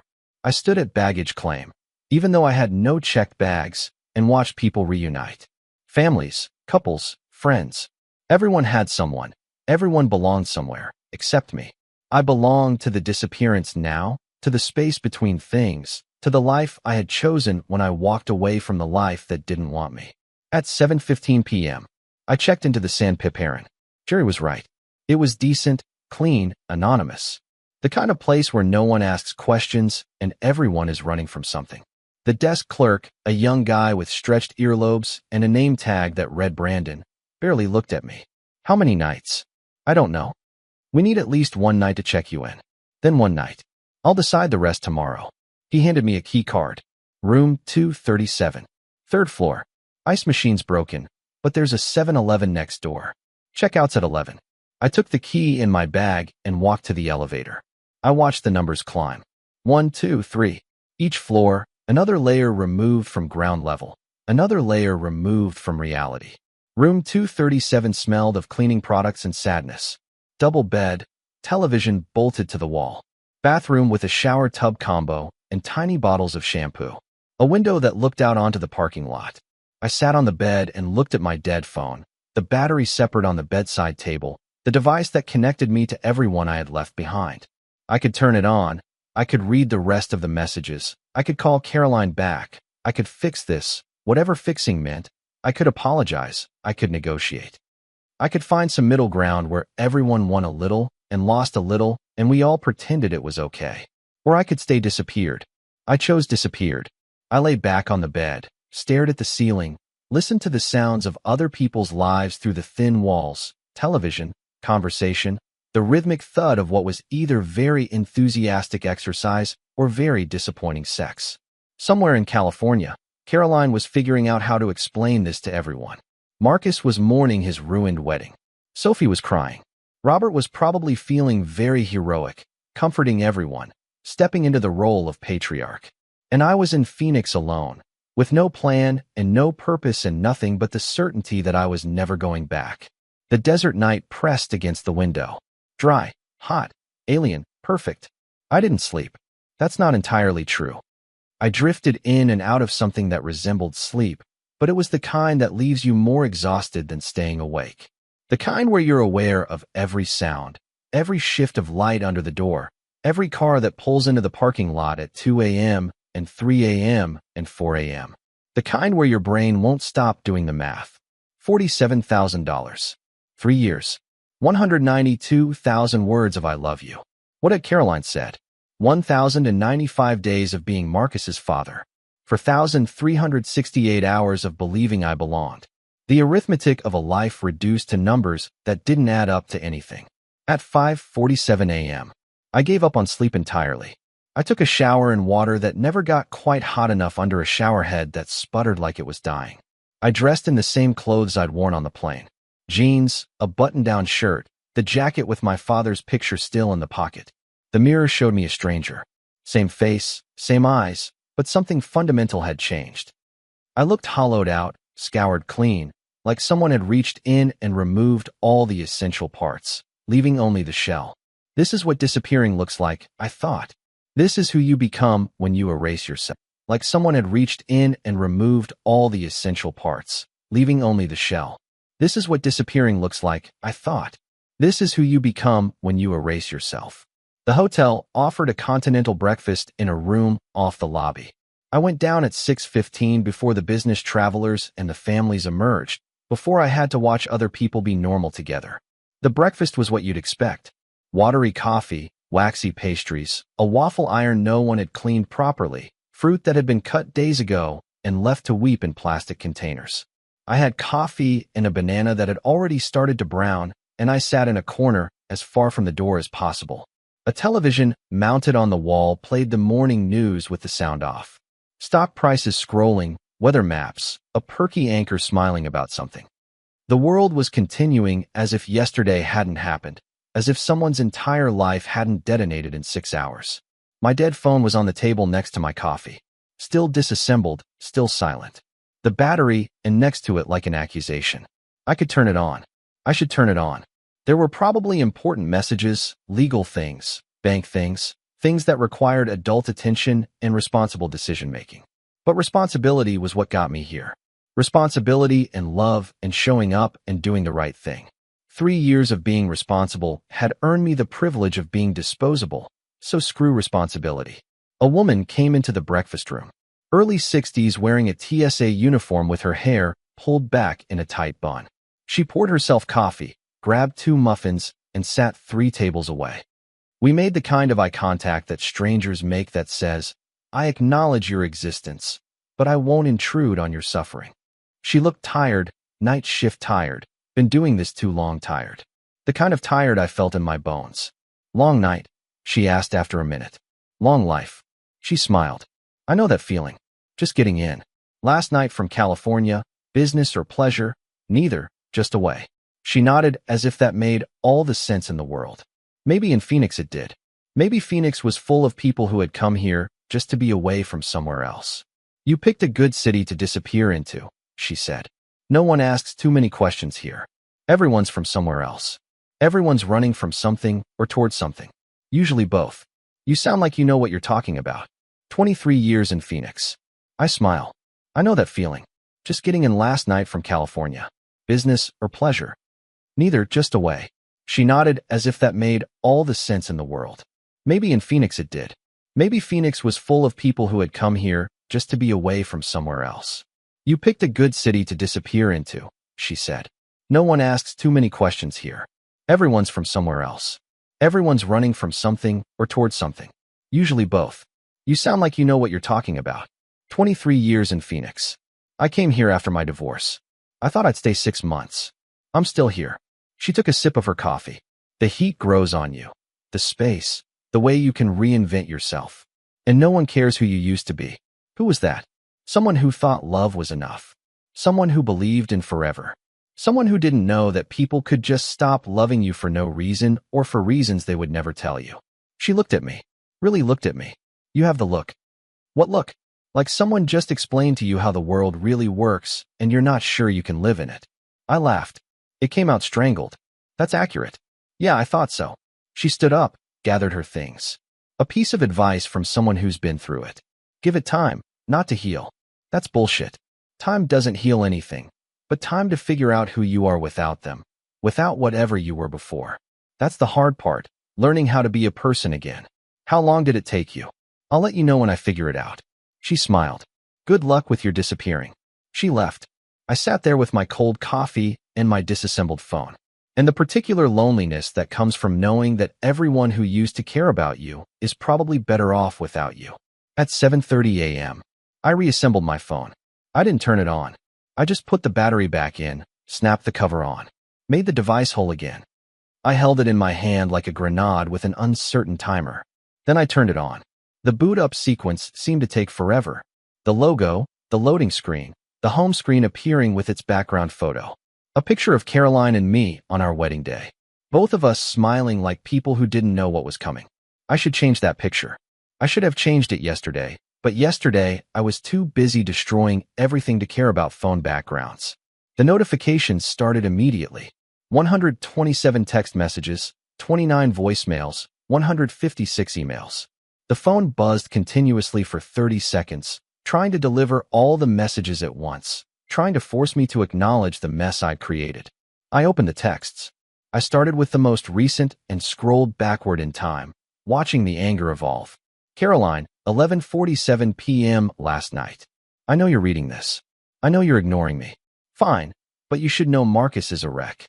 Sophie's family is threatening legal action. Her father's a lawyer, a real one. Not whatever discount strip mall attorney you found. You're going to regret this. Marcus, 11:32 p.m. I don't understand why you're doing this. I thought you loved us. I thought we were family. Was it all fake? Were you pretending the whole time? Sophie, 10:58 p.m. You ruined the happiest day of my life. I'll never forgive you. Never hope you die alone. That one at least was honest. No pretense of concern, just pure distilled hatred. I respect that. Caroline, 10:43 p.m. Robert has hired a private investigator. We're going to find you. You can't just disappear. You can't just destroy people's lives and run away. Actually, I could. I had. That was the beautiful thing about America. You could get on a plane and be someone else in 3 hours. More texts, more anger, more variations on the same theme. How could you? How dare you? You're a monster. Are you? Are you cruel? No one asked why. No one said what did we do wrong. No one acknowledged that maybe, just maybe, asking someone to disappear from their own life might have consequences. Then I found one from a number I didn't recognize. Sent at 9:15 p.m. Mr. Kurz. This is Jennifer Harley, Caroline's sister. I don't know if you remember me. We met at Thanksgiving. I want you to know I read your letter, the one you left for Caroline, and I think you should know something. She's been talking to Robert for 6 months, not 3 weeks. 6 months. She lied to you about when he came back. I thought you deserved to know. I'm sorry for what she did to you. You seem like a good man, Jennifer. I read that text 5 times. 6 months, not 3 weeks.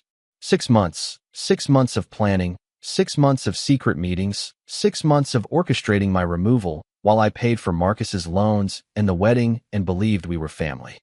The college loans I'd paid off as an early wedding gift 6 weeks ago.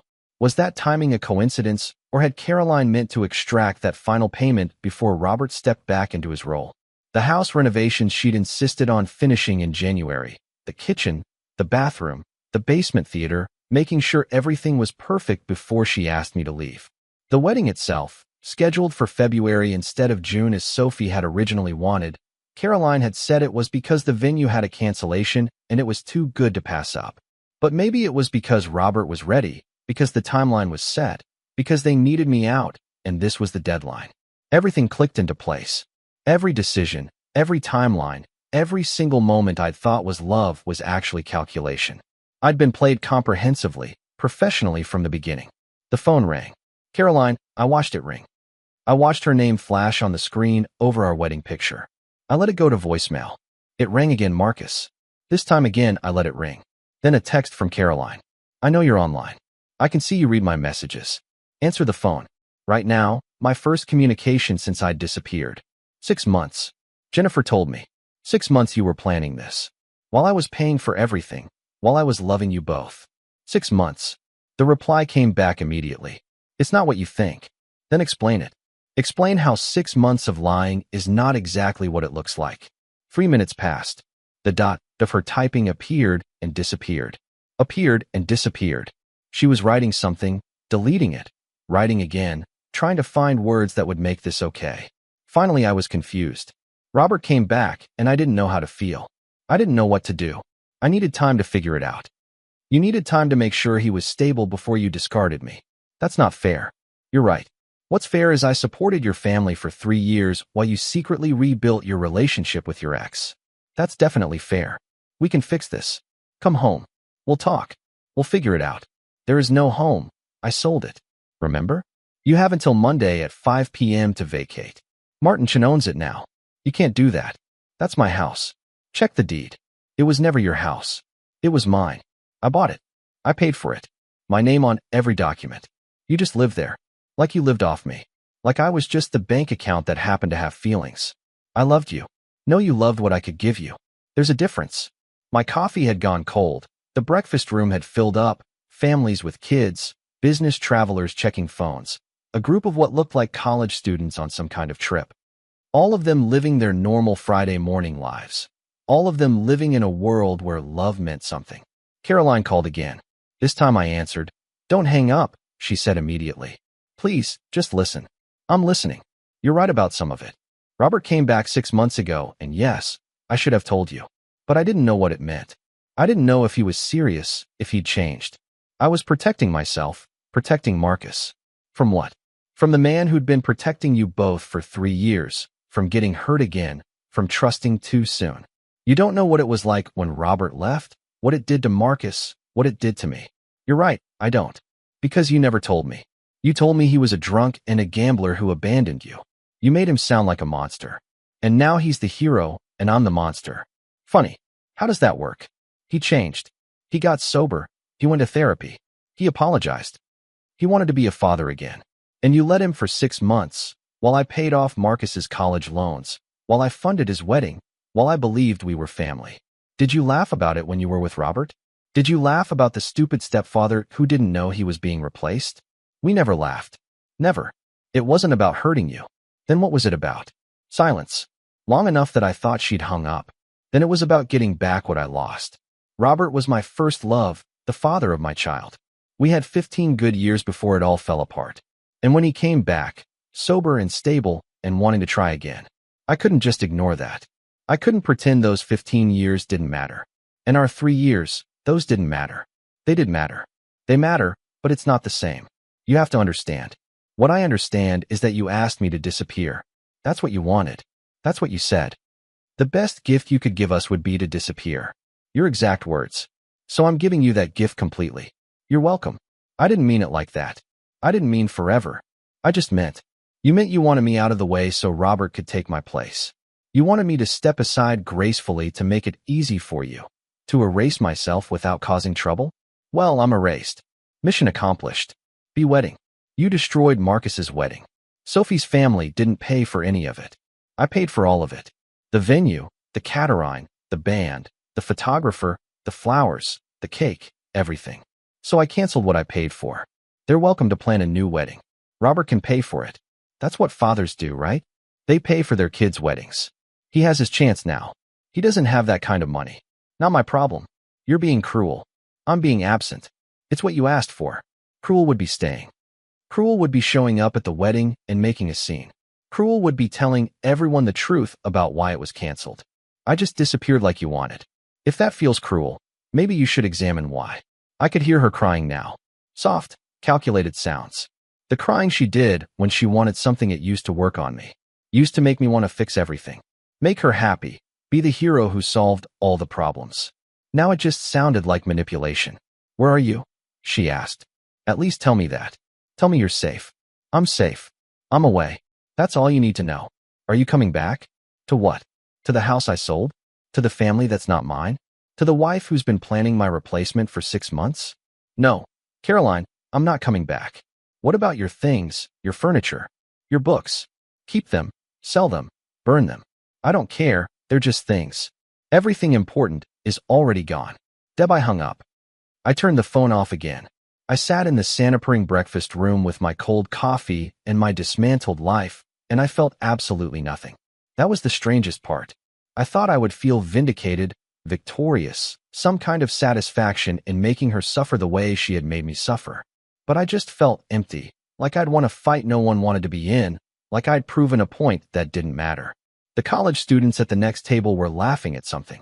One of them, a girl with purple hair and a nose ring, was telling a story about a professor who'd accidentally shared his screen during a Zoom class, and everyone had seen his dating app profile. They were laughing like it was the funniest thing in the world, like life was simple and pain was temporary and love was something that happened to other people. I wanted to be them. I wanted to be young enough to think disasters were funny, that heartbreak was a story you told, that disappearing was something that only happened in movies. But I was 47 in a cheap hotel in Phoenix, staring at my phone like it might explode. And I knew it wasn't. I knew that some disappearances were permanent, that some things that broke stayed broken, that you could love someone completely and still mean nothing to them. That was the arithmetic of absence. It didn't matter how much you gave, how much you loved, how much you showed up. If someone decided you were replaceable, the math didn't matter. $47,000 equals 3 years equal to 0 love equal to 0 guide that you don't belong. The only equation that matters is subtraction. At 8:45 a.m., I left the breakfast room, went back to room 237, lay on the bed and stared at the ceiling and tried to figure out who I was now. Not Caroline's husband, not Marcus's stepfather, not the man who paid for everything and thought it meant something. Just David. David Kurz, 47, software engineer, retired, divorced, almost in Phoenix for no reason. A blank page, an empty spreadsheet, a life with all the formulas deleted. Maybe that was what I needed. Maybe you couldn't build something new until you'd completely demolished the old. Maybe disappearing was just the first step in a longer process of becoming someone else. Or maybe I was just rationalizing, making meaning out of pain, because that's what humans do. We tell ourselves stories, we find patterns, we pretend that suffering has a purpose, because the alternative that it's all just random and meaningless, and we're just atoms bouncing around in the dark is too much to bear. My phone buzzed. It was still off, but the vibration motor had somehow kicked in. A glitch, a ghost in the machine, or maybe just physics. Maybe even dead things have echoes. I picked the phone up, held it, put it in the bedside table drawer, closed the drawer. Tomorrow I would figure out what came next. Tomorrow I would make plans. Tomorrow I would start becoming whoever I was supposed to be now. But today, I would just be absent. Today I would be exactly what they had asked for. Nothing. Phoenix in February is a strange thing. The rest of the country is shivering and scraping ice off windshields while Phoenix basks in 72 degrees, smug in its perpetual summer. I walked out of the Sandpiper at 9:30 a.m. into a sunshine that felt like an insult. Too bright, too warm, too indifferent to the fact that my life had ended yesterday. The desert doesn't care about your suffering. That was comforting in its own way. I had nowhere to go, no plan, just movement for movement's sake, because staying in that hotel room felt too much like surrender, and I wasn't ready to surrender yet. Or maybe I had already surrendered, and this is what it looked like. Walking aimlessly through a strange city, pretending that motion was the same as progress. The 7-Eleven next door sold coffee that tasted like it had been brewed during a previous geological era. I bought it anyway. I also bought a pack of Marlboro, even though I'd quit smoking 15 years ago. The clerk, a kid who couldn't have been more than 19 with acne scars and dead eyes, didn't ask questions, just scanned the items, took my money, and went back to staring at his phone. I stood in the parking lot and opened the cigarettes. The cellophane crinkled. The smell of fresh tobacco hit me. That particular scent of bad decisions and shorter lifespans. I lit one with a lighter the clerk had included for free, probably because I looked like I needed all the help I could get. The first drag was a burn, a cough. My lungs staging an immediate protest after 15 years of clean living. The second drag went down easier. By the third, I remembered why I'd quit. Not because of the health, but because smoking is a commitment. You can't just smoke casually. You're either a smoker or you're not. There's no in between. Like marriage, I thought, and almost laughed. I smoked the whole cigarette. I let it burn down to the filter. I watched the smoke dissipate into the clean desert air. Then I threw the rest of the pack in the trash. Whatever point I was trying to make, I'd made it. A text notification vibrated in my pocket. I turned the phone back on at some point without consciously deciding to out of muscle memory. The addiction to connectivity that modern life drills into us. Marcus, Dad, please, just talk to me. I don't understand what's happening. I don't understand why you're so angry, Dad. He'd called me Dad maybe a dozen times in 3 years. Usually it was David or Dabe, or on occasion Dude, but now in crisis it was Dad. Now that he needed something, the word appeared. I stared at that text for a long time. I tried to feel something. Anger, grief, the satisfaction of being needed, anything. But I just felt tired. I typed back, "You spent 6 months building a relationship with your real father while I paid for your life. You never mentioned it. Not once. Your mother asked me to disappear so Robert could take my place. I'm just doing what was asked. Why is that so hard to understand?" The dot of his typing appeared immediately. It disappeared. It reappeared. He was struggling with his response. Good. Let him struggle. Let him feel a tenth of what I felt in that barn, in the cold, hearing that I didn't matter. Marcus, I didn't know Mom was going to say that to you. I swear I didn't. But you knew about Robert. You knew for 6 months, and you never told me. I didn't know how. I didn't want to hurt you. So instead you let your mother do it. Very kind. That's not fair. I was so tired of hearing about what was fair, as if fairness was a real thing, as if the universe operated on principles of justice instead of chaos and coincidence. You want fair? I typed. Fair would be you paying me back the $7,000 I spent on your college loans. Fair would be you funding your own wedding. Fair would be you acknowledging that I was your father for 3 years while you secretly interviewed my replacement. But we don't live in a fair world, Marcus. We live in this one. I never wanted to replace you. You just wanted to add Robert back in. Have 2 dads. Keep the one who pays for everything and get the one who shares your DNA. Best of both worlds. Why didn't I think of that? Why are you being like this? Like what? Honest, clear, unwilling to pretend everything's fine when it's not. I'm sorry. I guess I'm out of practice with pretending. I loved you. I love you. Present tense. That doesn't just go away. I read that text 5 times. I looked for the lie in it, the manipulation, the calculation, but it sounded genuine. Maybe it was genuine. Maybe he did love me in the way that someone can love a person they're willing to replace without notice. Love isn't enough, I typed. Your mother loved me too. She said it all the time. It didn't stop her from planning my exit for 6 months. It didn't stop her from asking me to disappear. Love is just a word people use when they want something from you. That's the most cynical thing I've ever heard. That's the most honest thing you've ever heard. There's a difference. My coffee had gone cold. The sun was getting hotter. A family came out of the 7-Eleven. Parents, 2 kids, all of them with brightly colored slurps that don't exist in nature. The kids were arguing about something. The parents looked exhausted, but they were together. They were a unit. They belonged to each other. I belonged to no one. Another text. Can we just talk on the phone, please? I stared at that text. I imagined the conversation. Marcus would cry. He was good at crying when he wanted something. He would apologize. He would say he never meant to hurt me. He would say Robert showing up was complicated and confusing and he didn't know how to handle it. He would say he still considered me his father. He would say all the right words in the right order and none of it would change anything. No, I typed. I'm done talking. I'm done explaining. I'm done being the adult in a situation where everyone else is behaving like children. You wanted your real father? You have him. I hope he's everything you dreamed of. I turned the phone off. This time I left the battery in, but I put it on airplane mode. A softer disappearance, a way to exist without being reachable. The day stretched out before me, empty, shapeless. Could do anything, go anywhere, be anyone. That was supposed to be liberating. That was supposed to be the gift of starting over, but it just felt like drowning in options. I walked without a destination, just motioned through parking lots and strip malls and residential streets with houses that looked vaguely the same. Spanish Texas roofs, desert landscaping. That particular aesthetic of trying to create civilization in a place that doesn't want it. A church stood on a corner, one of those modern mega-churches with a name like Destiny Fellowship or Boundless Hope, the kind with a coffee shop in the lobby and a pastor who wore jeans and made Jesus sound like a life kernel.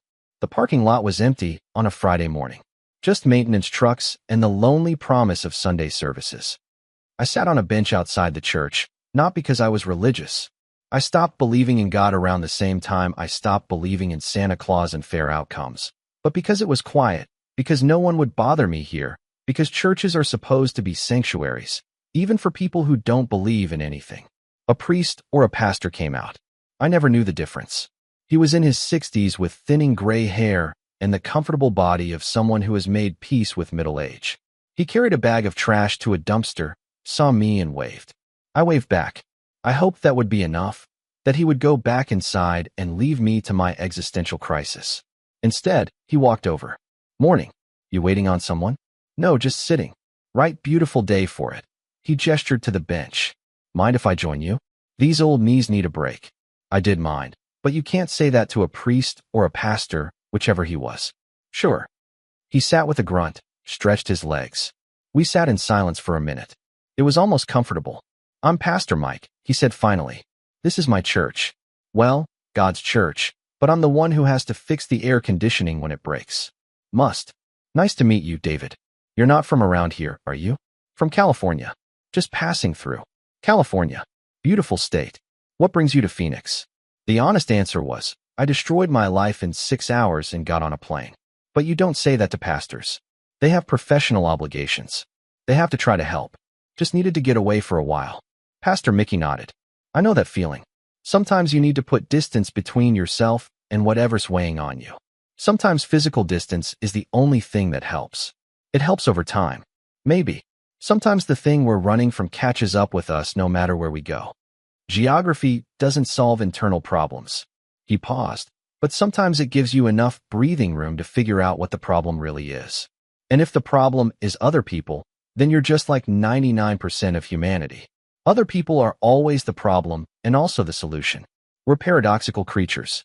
I almost smiled. You don't sound like a pastor. What do I sound like? Someone who's seen a lot of shit. He laughed. A real belly laugh. I have 23 years in ministry. You see it all: marriages falling apart, kids on drugs, people losing faith, people finding it, people pretending they have it when they're screaming inside. You see the whole spectrum of human disaster, and you still believe in God. Most days. Some days I believe in coffee and doing the next right thing. Those days are harder, but they're more honest. We sat in silence again. A car drove by with the bass thumping loud enough to rattle the windows. Someone's Friday morning, someone's soundtrack. You want to tell me what happened? Pastor Mike asked. Or we can just sit here. Either one's fine. I should have said no. I should have kept it to myself. But there's something about strangers that makes the truth easier. They don't know you. They don't have expectations. They can't be disappointed in who you turn out to be. My wife asked me to disappear. I said, so her ex-husband could come back, so her son could have his real father at his wedding. She said the best gift I could give her would be my absence. Pastor Mickey took this in. That's rough. Yeah. What did you do? I disappeared completely. I sold the house I bought for us. I canceled the wedding I was paying for. I withdrew all the money. I filed for divorce.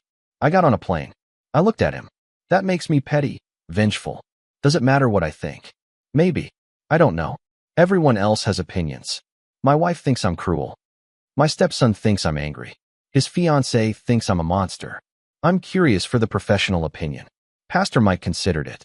I think you're hurt. I think someone asked you to erase yourself from your own life, and instead of doing it quietly, you made sure they felt it. You made sure they understood what they were asking. Is that wrong? Wrong is a complicated word. Was it petty? Maybe was it vengeful? A little. Was it understandable? Absolutely. It's what Jesus would have done. He smiled.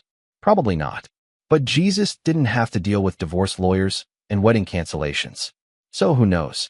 I thought you'd tell me to forgive them, turn the other cheek, all that. Eventually, maybe if you want peace, but right now you're allowed to be angry. You're allowed to feel betrayed. You're allowed to protect yourself. God's not asking you to be a doormat. He's asking you to be human. And humans hurt when they're rejected. I spent $800,000 on them. I said, in 3 years I thought we were family. I thought I belonged, and the whole time they were planning my replacement. Pastor Michua whistled. That's a lot of money. No, that's not the point. The point is I thought it meant something.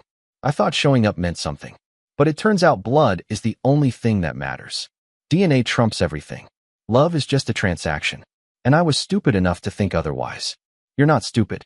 You're disappointed. There's a difference. It feels the same. Yeah, I imagine it does. He stood up, his knees cracking. You know what the hardest part of my job is? What? Watching people lose faith, not in God, in people. Watching someone realize that the person they loved isn't who they thought they were. That's harder than losing God, because you can find God again. You pray, you think, you wrestle with it, and you eventually find your way back. But people, once you see who they really are, you can't unsee it. That loss of innocence is permanent. So what do? You grieve your loss. You feel it. You stop pretending you're fine when you're not. You let yourself be angry and hurt and betrayed. And then, when you're ready, and only when you're ready, you figure out what kind of person you want to be on the other side of this. And if I don't know, then you start small. You do the next right thing. Then the next, you build a life, one decision at a time. That's all any of us can do. He started to walk back to the church. Then he turned around. You're welcome here on Sunday or any day, even if you don't believe. Sometimes just being around people who are trying to be good is enough. Sometimes community is its own kind of faith. Thanks. And David, for what it's worth, you're not a monster. You're just a person who was hurt and hurt back. That's human. That's normal. Don't let anyone tell you otherwise.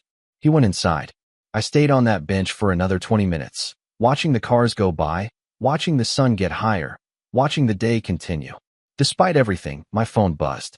I'd forgotten airplane mode doesn't block alarms, and I'd apparently set one months ago. A reminder. Marcus's wedding. For PM.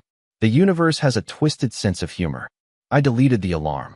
I deleted every alarm and event that had anything to do with them. I wiped the calendar entries, the reminders, the little digital breadcrumbs of a life that no longer existed. When I was done, my calendar was blank. Empty squares stretching out to infinity, no obligations, no commitments, no one expecting anything from me. It should have felt liberating. It felt like an erasure. At 2:37 p.m., I found myself in a bar, not by plan, just by gravitational pull. The way particles find each other in space. The way broken people find alcohol. The bar was called the Cactus Lounge, and it was exactly what you'd imagine. Dark, cool, smelling of stale beer and regret. Neon signs advertising beers that went out of fashion in the 90s. A jukebox in the corner playing country music about lost love and pickup trucks. A pool table in the back with the felt torn.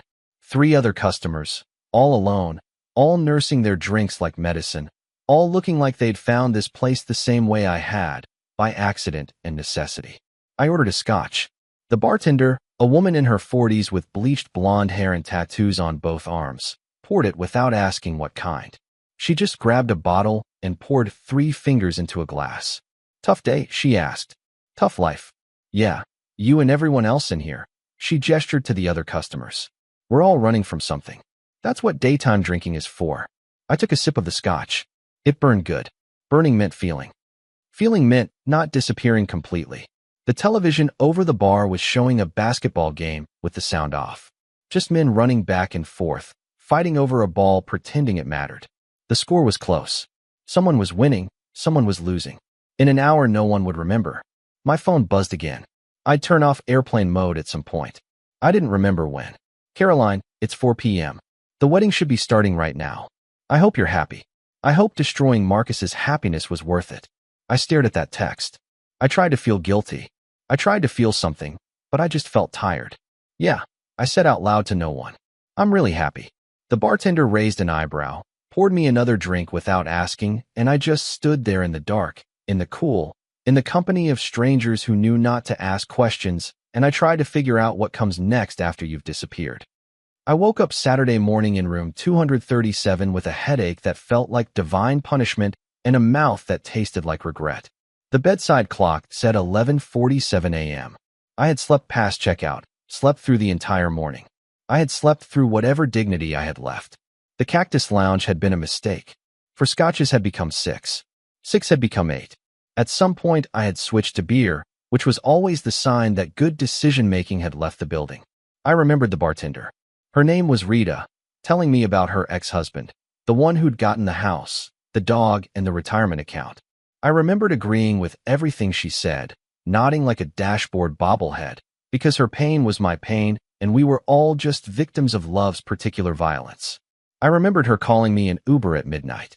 I remembered the driver asking me if I was okay. I remembered saying, "Yeah, I'm great. Everything's great.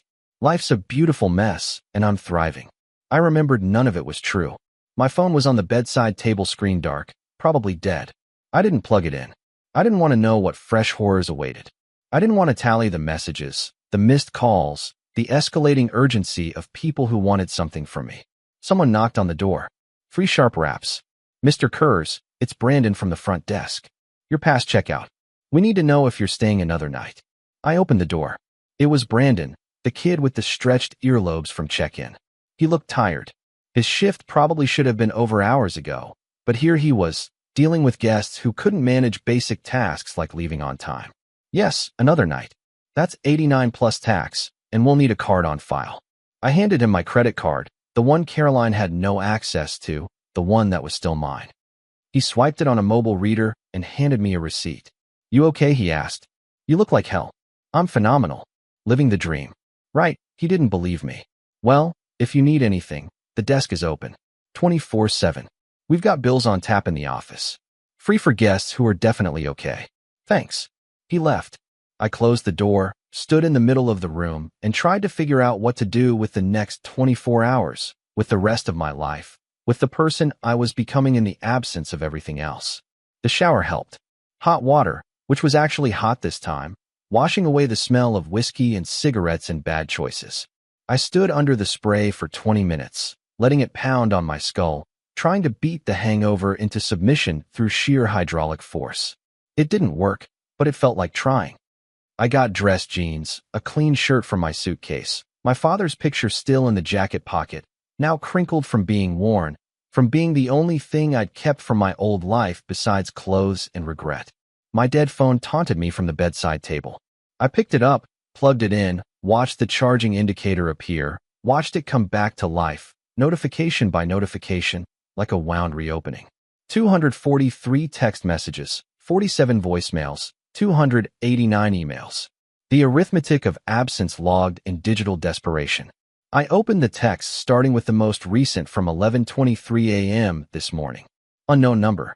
"Mr. Kurz, this is attorney James Suyabin of Suyabin and Partners. I represent Sophie Chun and her family in a potential lawsuit for breach of contract and emotional damages related to the cancellation of the wedding event. Please contact my office immediately to discuss settlement options. Failure to respond will result in formal legal proceedings." So it was starting the lawsuits, the legal consequences of dismantling a life. I should have been worried. I should have been calling lawyers. I should have been preparing a defense, but I just felt numb. Let them sue. Let them try to get money from someone who'd already given it all. Let them explain to a judge why the man who paid for the entire wedding owed them damages for canceling the thing he'd funded. "Caroline, 10:15 a.m. Sophia's family has hired a lawyer, a real one. They're going to sue you for everything. I hope it was worth it." Marcus, 9:47 a.m. "Why won't you answer? Why are you doing this? You don't care about anyone but yourself." That one almost made me laugh. Caring about anyone but myself, that's funny. 3 years of caring about everyone but myself. 3 years of putting their needs first, their dreams first, their happiness first. And the moment I prioritized my own survival, I was selfish. There were texts from numbers I didn't recognize. Sophie's friends, probably Marcus's friends, people who had been invited to a wedding that didn't happen and who wanted someone to blame. "You're a sociopath. I hope you die alone. What kind of monster destroys a wedding? You're going to hell. Delete, delete, delete, delete." Then I found one from Jennifer, Caroline's sister. Sent at 7:34 a.m. "I know I probably shouldn't be telling you this, but I thought you'd want to know. Caroline tried to access your joint checking account last night to pay the wedding vendors out of her own pocket to try to salvage something. The bank told her the account was empty. She yelled at them for 20 minutes. Said it was fraud. Said you'd stolen her money. They explained that since it was a joint account, you had every legal right to withdraw everything. She threw her phone across the room, broke it. She had to use Marcus's phone to keep calling you. I'm not telling you this to make you feel guilty. I'm telling you because you should know that she genuinely believed that money was hers, that the house was hers, that everything you paid for was something she was entitled to. She didn't see it as your generosity. She saw it as her due. I'm sorry she did this to you. You deserve better, Jennifer. I read that message 3 times. I tried to feel vindicated. I tried to feel that satisfaction of being right, of having my suspicions confirmed. But I just felt sad. Sad that Caroline had believed she was owed everything. Sad that 3 years of age had created an expectation instead of gratitude. Sad that love had been transactional from the beginning, and I'd been the only one who didn't know it. A voicemail from Caroline at 2:17 a.m. Her voice was slurred. She'd been drinking. Do you think you've won? Do you think? Do you think you've destroyed us, but you've only destroyed yourself, because now everyone knows. Everyone knows what you are. You're the guy who ruined a wedding. You're the guy who kicked his family out of their home. You're the villain, David. You're the villain, and now everyone can see it. She was crying. Drunk and crying, the kind that's half sob and half hiccup. I did love you. Maybe not in the way you wanted, but I loved you. And you threw it away. You threw it all away because you're too proud to share. Too proud to understand that families are complicated, that love is complicated, that Robert coming back didn't mean you stopped matching. A pause, a breath, the clink of ice in a glass. But if you stop matching, you don't matter anymore. Because you're gone and we're still here. We're still a family, and you're just alone in some hotel thinking you've won something. But you didn't win. You lost. You lost everything. The voicemail ended. I deleted it. She was right about one thing.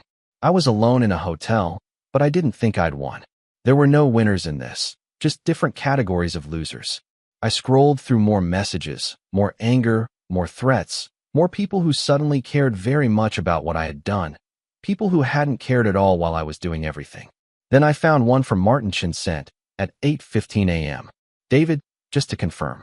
The close went through. The house is officially mine as of midnight last night. The deed is recorded. You should see the wire transfer in your account by Monday morning. 500,000. Hope wherever you are you're doing okay. That was the fastest deal I've ever closed, and I've seen people desperate to sell.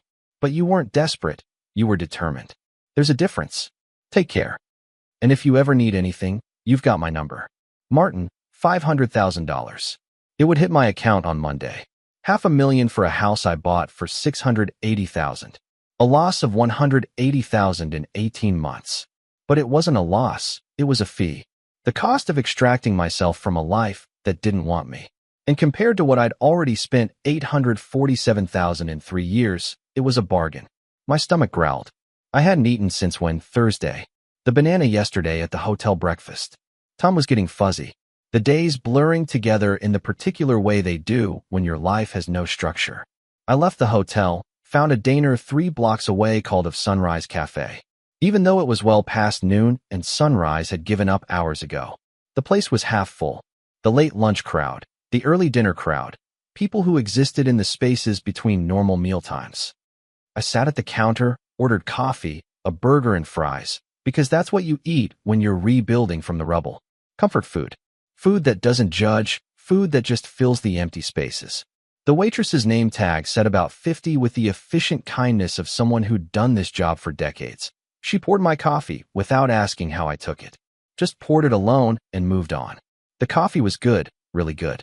Better than hotel coffee, better than airport coffee, better than the whiskey I'd been using to self-medicate. First time here? Deb asked, appearing with my burger faster than seemed possible. First time in Phoenix. Welcome to the surface of the sun. It'll be nice until May. Then you'll wonder why humans live here. Visiting or moving? Don't know yet. She nodded as if that made all the sense in the world. A lot of people arrive here not knowing why. Something about the desert. It either heals you or it finishes you off. There's no in between. Which one did it do to you? Both. I came here after my second divorce. I thought I was going to die here. That was 23 years ago. Now I own this place, and I'm on husband number 3. So I guess it healed me by finishing off the parts that needed to die. She left to wait on another customer. I ate my burger. It was good, simple, honest, exactly what it claimed to be, and nothing more. There was comfort in that. My phone rang. I'd left it on, still on the table, still connected to the mess I'd left behind. Robert's number or the unknown number that was probably Robert. I answered. The hangover made me reckless. What? David, it's Robert. We need to talk.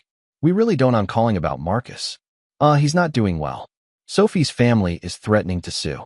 Her father wants to press charges for fraud. The wedding guests are demanding refunds for their travel expenses. This is getting out of hand. Sounds like a problem. It's your problem. You created it. No, I solved my problem. I removed myself from a situation where I wasn't wanted. What happened after that is your problem. You're the father. Now you wanted the job. This is what it looks like. I don't have the money to fix this. I don't have. You should have thought about that before you decided to reclaim your family. You should have thought about what it really costs to be a parent. A hint, it's not just showing up.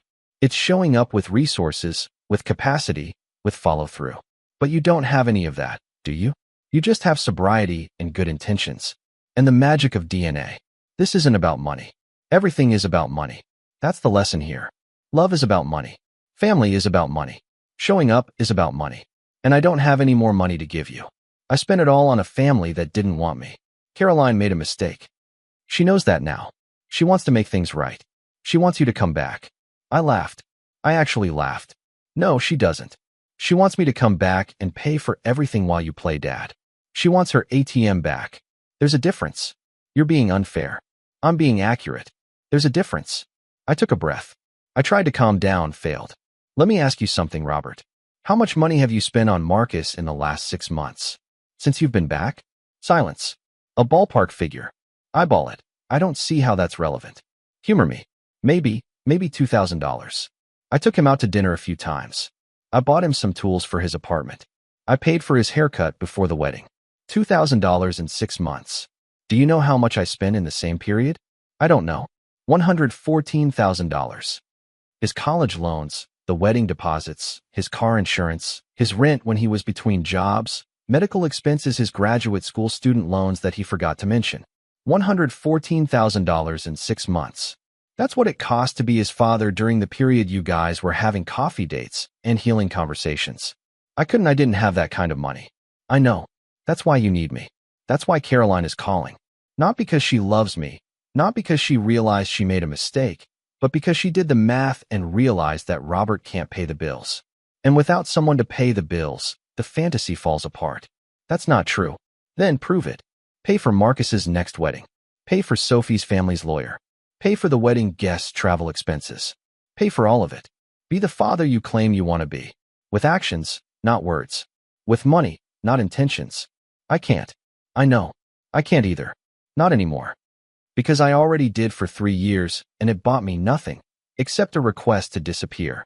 So now I'm disappeared, and it's your turn to figure out what fatherhood costs when the checkbook is closed. I hung up, turned the phone off, finished my burger. Deb refilled my coffee. You okay, honey? No, but I'm working on it. That's all any of us can do. She paused. You want some pie? Pie helps. Don't ask me why. It just does. What kind? Apple. I made it this morning. Is it still warm? Yep, okay. She brought the pie. It was good, better than good. The kind of pie someone's grandmother made. The kind with love baked into every layer. I ate it slowly. I let it fill some of the empty spaces. I let the sweetness cut through the bitter. My phone remained off. The messages piling up somewhere in the ether. The lawsuits forming. The anger metastasizing, and I was sitting at the counter of a diner of his coffee, eating pie made by a woman named of trying to figure out what comes next after you've disappeared from your own life. Outside, Phoenix was continuing. People were going to work. Families were having lunch. Couples were holding hands. The world was spinning on its axis with complete indifference to my suffering or anyone else's. That was comforting in its own way. The universe didn't care. The universe just was. And maybe that was enough. Maybe being was enough. Do you want the recipe? Deb asked, appearing with the check for the pie. Yeah, you seem like someone who needs to learn how to make something sweet to balance out all that sour. I don't bake. Everybody bakes. Some people just don't know it yet. She scribbled something on a napkin. That's the recipe. Make it when you're ready, when you want to create instead of destroy. She walked away. I left cash on the counter. Too much. But who cared? And I put the napkin with the pie recipe in my pocket. A scrap of paper with instructions for sweetness. A map back to being human. I walked back to the San Piperon through the Phoenix afternoon, through the heat, the light, the indifferent beauty of the desert, and I tried to believe that tomorrow would be better, that somewhere on the other side of all this disappearing was a person worth becoming, that the pie recipe in my pocket meant something. That absence was just the first step toward presence. I was trying. That had to count for something, even if I was the only one counting. Sunday morning arrived with the particular silence that accompanies hotel rooms and lives on hold. I woke at 6:17 a.m. with no alarm. What happens when your body doesn't know what else to do?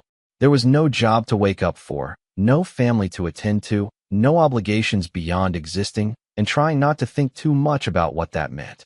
The phone remained off. I'd learned that lesson. Every time I turned it on, the world rushed in with its demands and accusations and desperate attempts to pull me back into a story I had already left. So it stayed dark, dead, a small black rectangle of blessed silence. I showered, shaved for the first time since Thursday. I watched the 3-day stubble circle the drain like the wreckage of who I used to be. The man in the mirror looked thinner, older, as if someone had reached in and removed something essential, leaving only the architecture behind. But he also looked clear-eyed. That was the strange thing. For all the pain, all the loss, there was a clarity in his eyes that hadn't been there before. The clarity that comes from understanding exactly where you stand, from knowing that the ground beneath your feet is solid because you built it yourself, not because someone allowed you to stand on theirs.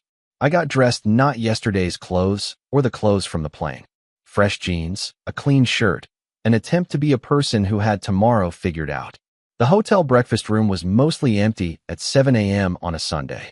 Just me and a businessman who looked like he'd been traveling for 1,000 years, and an elderly couple holding hands while they ate oatmeal, still in love after what looked like a lifetime of practice.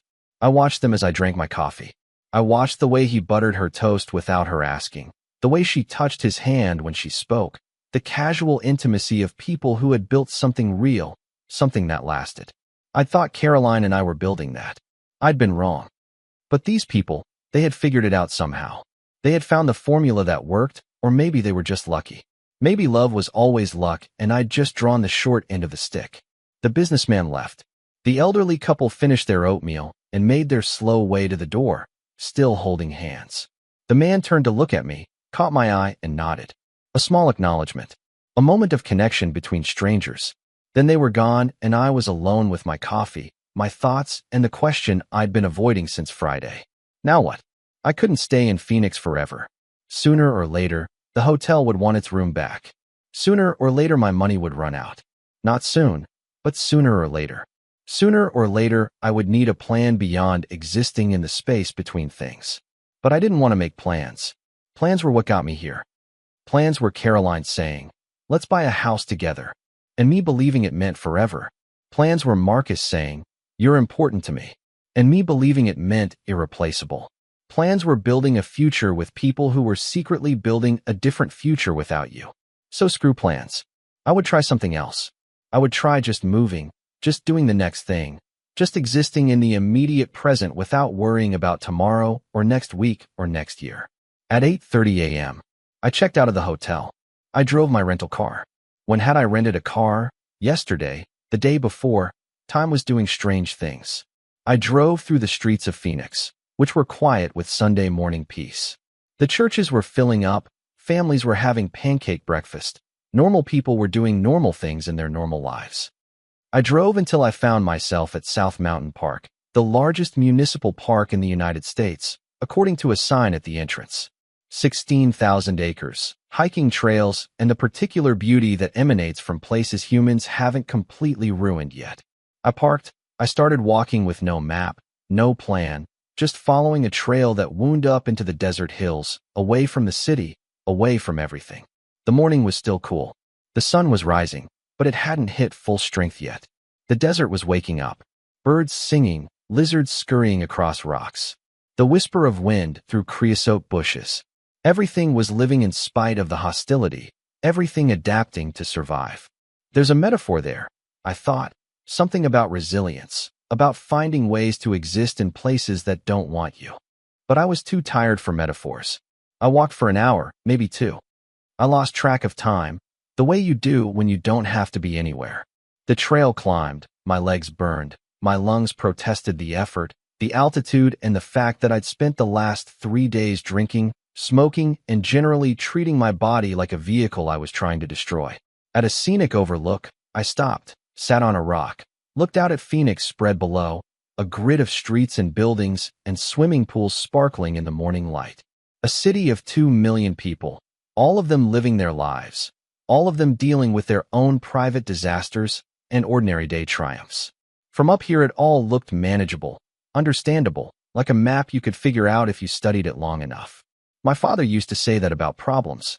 Get some altitude, he'd say. Look down on it. Everything looks smaller from a distance. He died of a heart attack 7 years ago.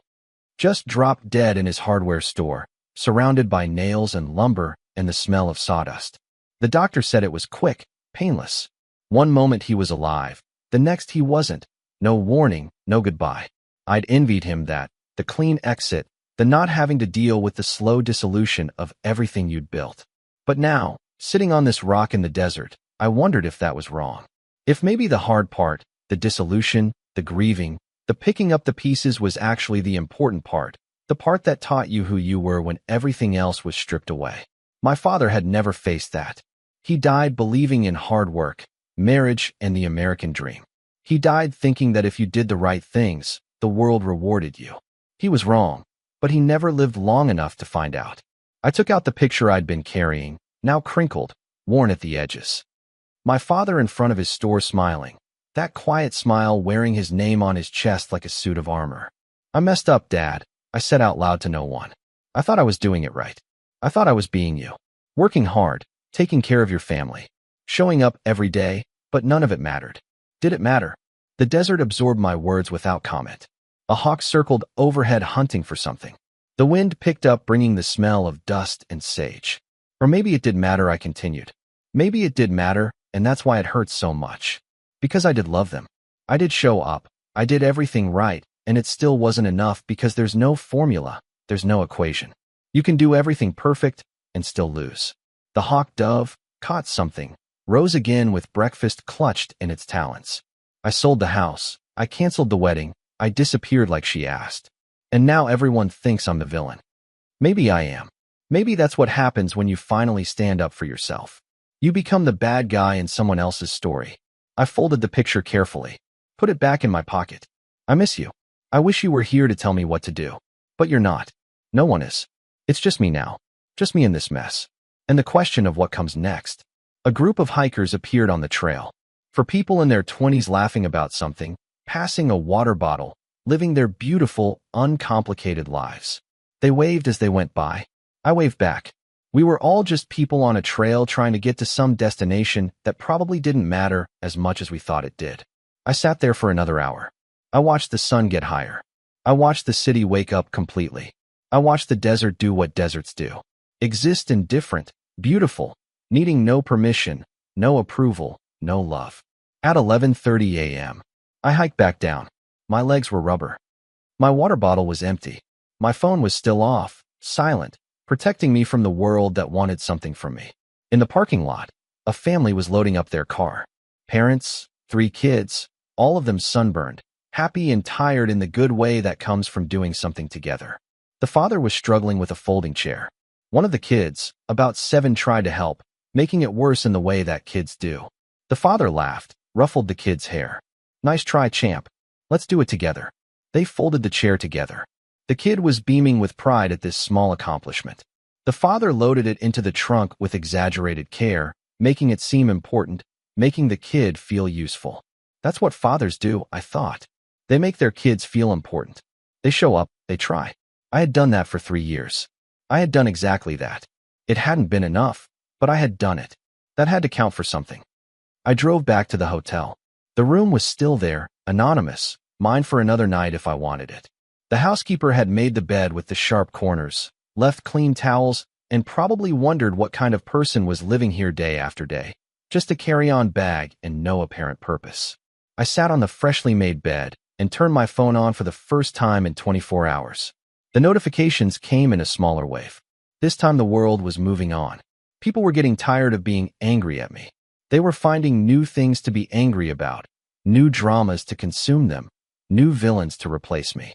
314 texts now, 52 voicemails, 347 emails. But the frequency was slowing down, the urgency was fading. I was becoming old news. Yesterday's scandal. The wedding that didn't happen was already becoming an anecdote, a story people would tell at parties. The time someone's stepfather lost his mind and canceled everything. I scrolled through the messages without reading most of them. I saw the same names. Caroline, Marcus, Robert, Sophie, Jennifer, unknown numbers that were probably lawyers or reporters or people who had made my disaster their entertainment. Then I found one from this morning, 9:47 a.m. from a number I didn't recognize. Mr. Kurz, my name is Dr. Sarah Chun. I'm a therapist in Phoenix. I don't know you, but I know your story. It's been making the rounds on some online forums. I want you to know that what you did wasn't cruel. What you did was set a boundary. It may have been a dramatic boundary, but it was still you protecting yourself from people who weren't protecting you. If you're still in Phoenix and you want to talk to someone, my practice is accepting new patients. First session is free. No judgment, just a space to process what you're going through. I'm including my office address below. Walk-ins are welcome Monday through Friday 9 a.m. to 5 p.m. You're not a monster, you're just human. And being human is hard. Dr. Chun, I stared at that message for a long time. I tried to figure out if it was real or some elaborate trap. I tried to understand why a stranger would offer help to someone everyone else had condemned. Then I realized it didn't matter. Real or trap, help or harm, what did I have to lose? I'd already lost everything.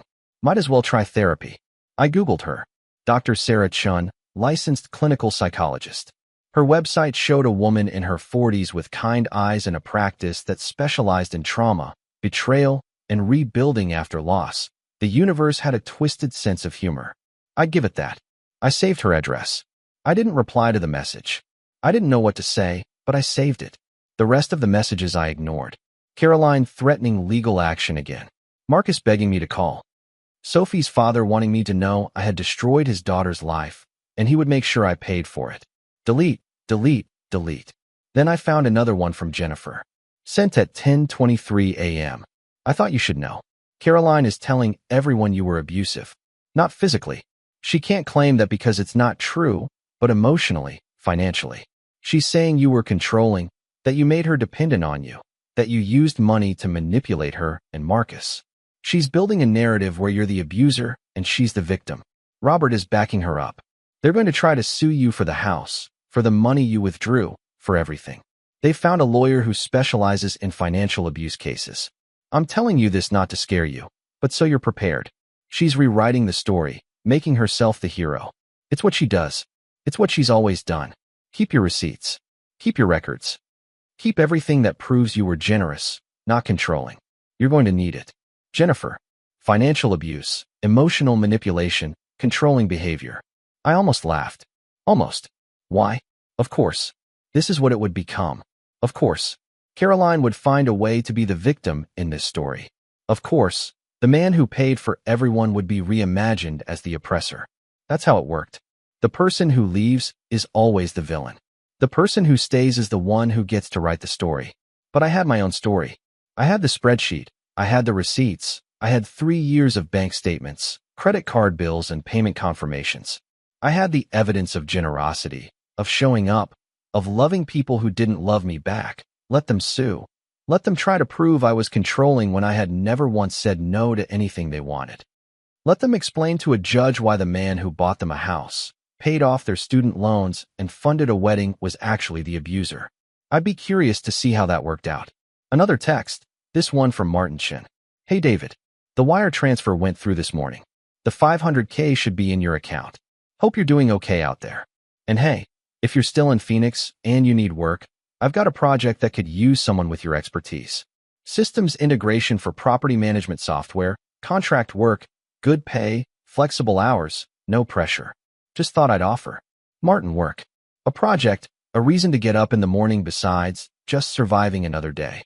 I hadn't thought about work, hadn't thought past the immediate crisis, but here was someone offering me a purpose, a way to be useful again. I texted back, interested. We can talk tomorrow. His reply came back in 2 minutes. Absolutely. Swing by my office at 10 a.m. The address is below. Bring coffee. We'll figure it out. A meeting, an appointment, something to do tomorrow that wasn't wallowing in self-pity or drinking or trying to figure out who I was in the absence of everything else. Progress, maybe, or just distraction. But distraction was good.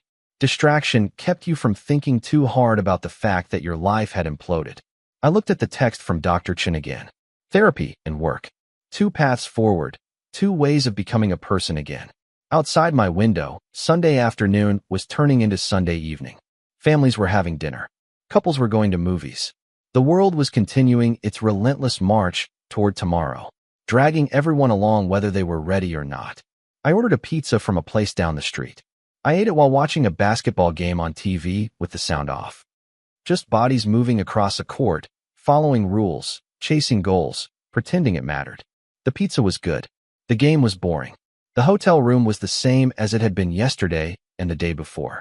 Anonymous, temporary, perfectly sufficient for a life on hold. At 9:30 p.m., I turned my phone off again, took a shower, got into bed with the lights off and the curtains open, watching Phoenix light up the night sky with its millions of stories, its millions of lives, its millions of people who were probably not thinking about me at all. That was good. I didn't want them to think about me. I wanted them to leave me alone. I wanted to be nothing to them, since I had clearly been nothing all along. Tomorrow I would meet with Martin. Tomorrow I would maybe think about therapy. Tomorrow I would try to build something that looked like a life. But tonight I would just sleep. I would just exist in the darkness without fighting. I would just be absent without apologizing for it. Tomorrow could wait. Everything could wait.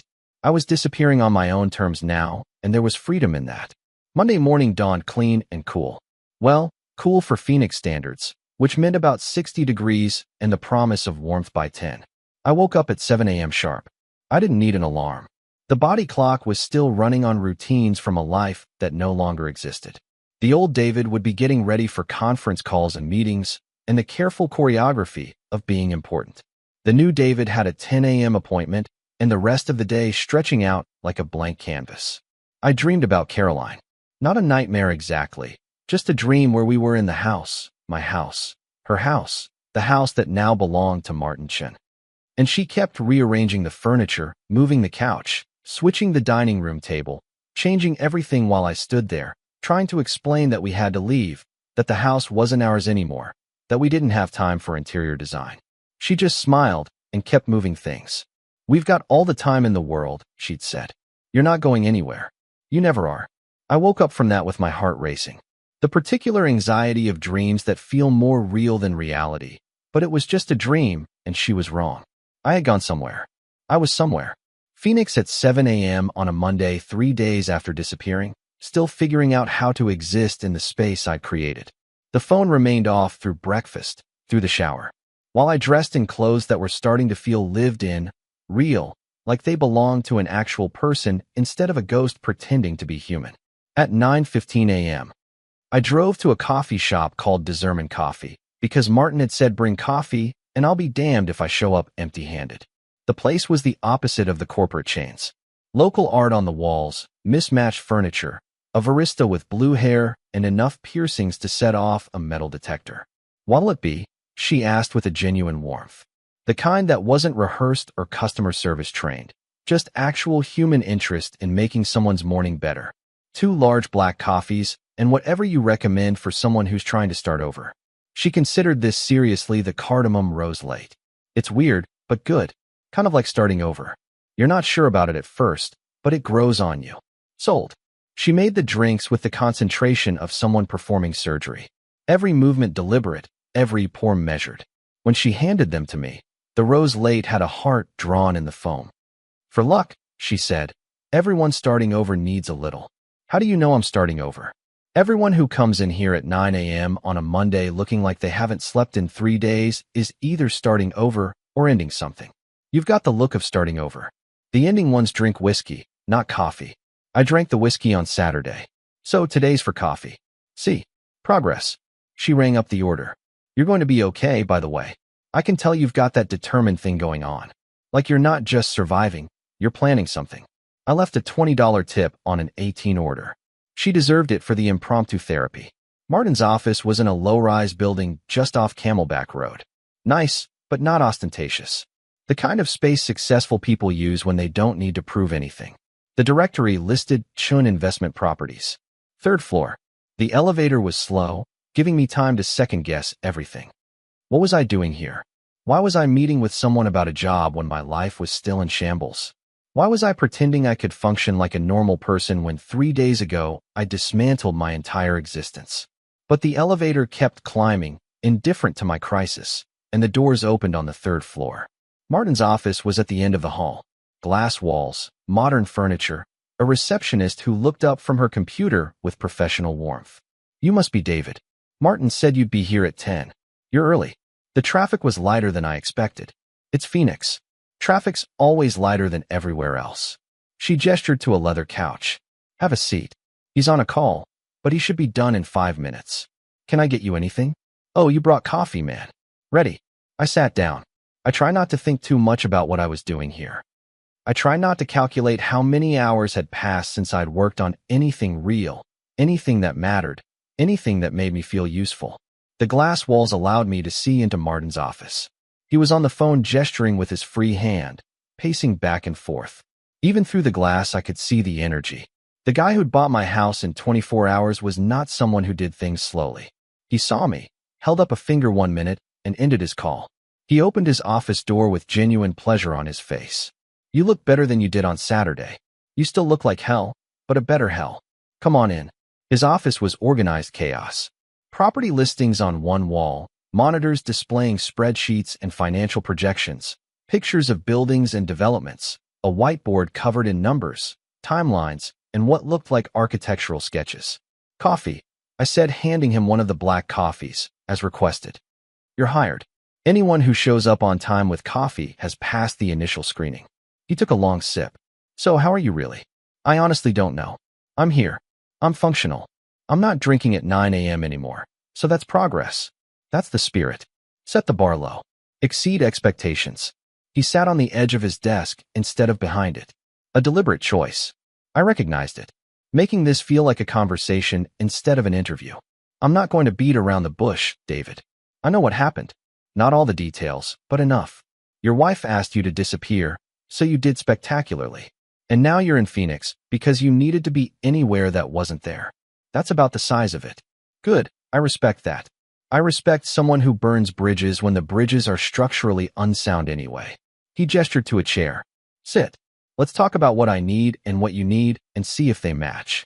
I sat, sipped my cardamom rose late. The barista was right. Weird, but good. I buy distressed properties. Martin continued. Mostly residential, some commercial. I fix them up. I flip them. I rent them, whatever makes sense. I do about 50 transactions a year. I used to do more, but I got tired of working 90 hours a week and decided life is short. Sounds familiar. Yeah. You sold your software company for what was it? 12 million. 14. How do I research my deals? When someone wants to sell a 680,000 house for 500,000 in 24 hours, I do my homework. I found your LinkedIn. I found the articles about your company. I found your whole history. He shrugged. Sorry if that's creepy professional training. It's fine. Saves me from explaining. Here's my problem. I'm terrible with systems. I buy properties, I fix properties, I sell properties. But the backend, the software, the databases, the integration between my accounting, my property management, and my tenant tracking is a mess. I'm using 5 different programs that don't talk to each other. I'm spending 20 hours a week on bullshit that should be automated. And you want me to fix it? I want you to build something that works, something clean, elegant, something that lets me do my job without fighting the technology that's supposed to be helping me. He leaned forward. I know you're not looking. I know you probably don't ever need to work again, but I'm guessing you need something to do with your brain, something that isn't thinking about whatever you left behind. He wasn't wrong. What's the scope? I asked. A full custom build. An integration layer. What are we talking about? Whatever you think makes sense. I'll show you what I'm working with. You tell me what it needs. Contract work. You set your rate. You set your schedule. You work from wherever you want. Here the hotel, a coffee shop. I don't care. I just need someone who understands systems and can bring order to the chaos. Why me? You could hire any consultant, any development firm, because consultants don't give a shit. They bill hours, they deliver mediocrity, and they move on to the next client. You're not a consultant. You're someone who built a company from nothing and sold it for millions. You understand quality? You understand how to build things that last? He paused. And because you need this as much as I do, maybe more. A project, a purpose, something to wake up for besides room service and regret. I drank my late, let the words settle. I felt something shift in my chest. Not hope exactly, But maybe it's distant cousin. Possibility. Show me what you're working with. For the next 2 hours, Martin walked me through his systems, and he wasn't exaggerating. It was a mess. Property listings in one program, tenant information in another, financial tracking in a third, maintenance requests in a fourth. None of them talked to each other. They all required manual data entry and reconciliation, the kind of soul-crushing busy work that slowly kills you. But messes were solvable. That was what I did. I looked at broken systems and figured out how to make them work. It was like a puzzle in my brain. My poor, exhausted brain, which had been spinning in circles for 3 days, suddenly had something to focus on that wasn't grief. This is fixable, I said finally. It's actually very fixable. You need a central database with API integration to your existing tools. Build a custom dashboard that aggregates everything. Automate the workflow between acquisition, renovation, listing, and tenant management. Maybe 6 weeks of development, then 2 weeks of testing and refinement. How much? $50,000 is below market rate, but it's also therapy for me. Building something is better than breaking things. Martin considered. $60,000 because I don't want you to undervalue yourself. You're worth more than discount therapy rates. Deal. We shook on it. He pulled out a contract that looked suspiciously ready, as if he'd already written it this morning. Sign. This is a standard consulting agreement. You retain all intellectual property rights. If you want to sell this system to other property managers when we're done, that's your business. I just get to use it. I glanced at the contract. It was fair, generous, even. You wrote this before I got here. I'm an optimist, and I'm a good judge of character. I knew you'd say yes. How? Because you're not someone who stays broken. You're someone who builds. It's in your DNA. You can't help it. He handed me a pen. Welcome to the team. Such as it is. I signed. I felt something settle.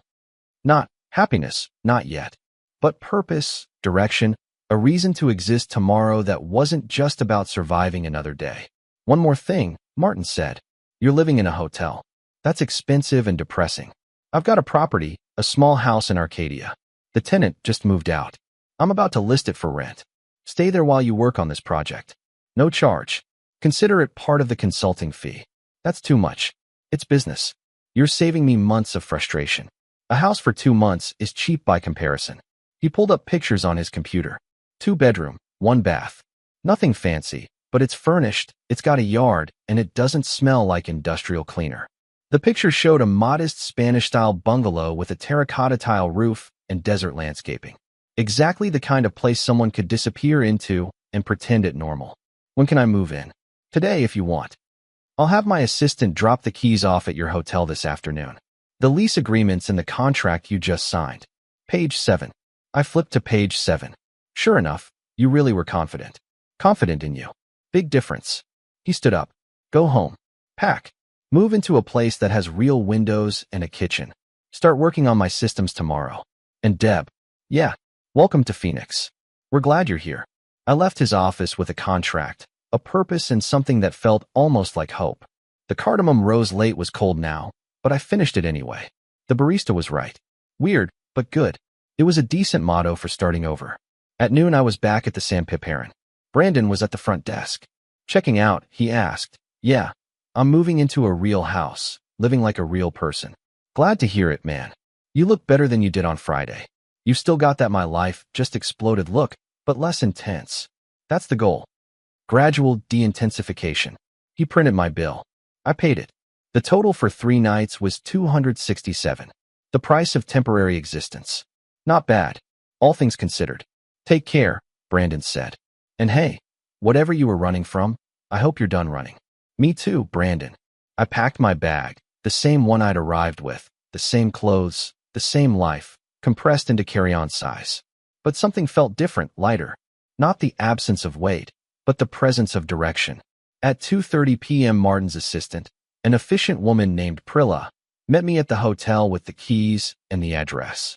It's not much, she said, but it's clean, it's quiet, and the neighbors are nice. There's a grocery store 3 blocks away, a coffee shop on the corner, everything you need. It's perfect. The house was in Arcadia, an older neighborhood with mature trees and houses that had character instead of uniformity. The kind of place where people actually lived instead of just existing between commutes. 1247, East Cambella Avenue. A small bungalow, white stucco, red tile roof, a front yard of gravel and desert plants that didn't need much water, a backyard with a lemon tree and a small porch. I unlocked the door, walked inside.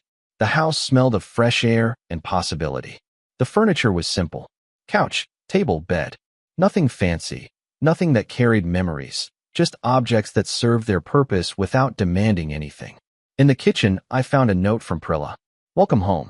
There's coffee in the cupboard and eggs in the fridge. The Wi-Fi password's taped to the router. Don't get lost. P. Home. I hadn't had a home in 3 days. I hadn't had a real home in longer than that, if I was being honest. The house with Caroline had been hers. I just paid for it. I lived in it and pretended that was the same thing.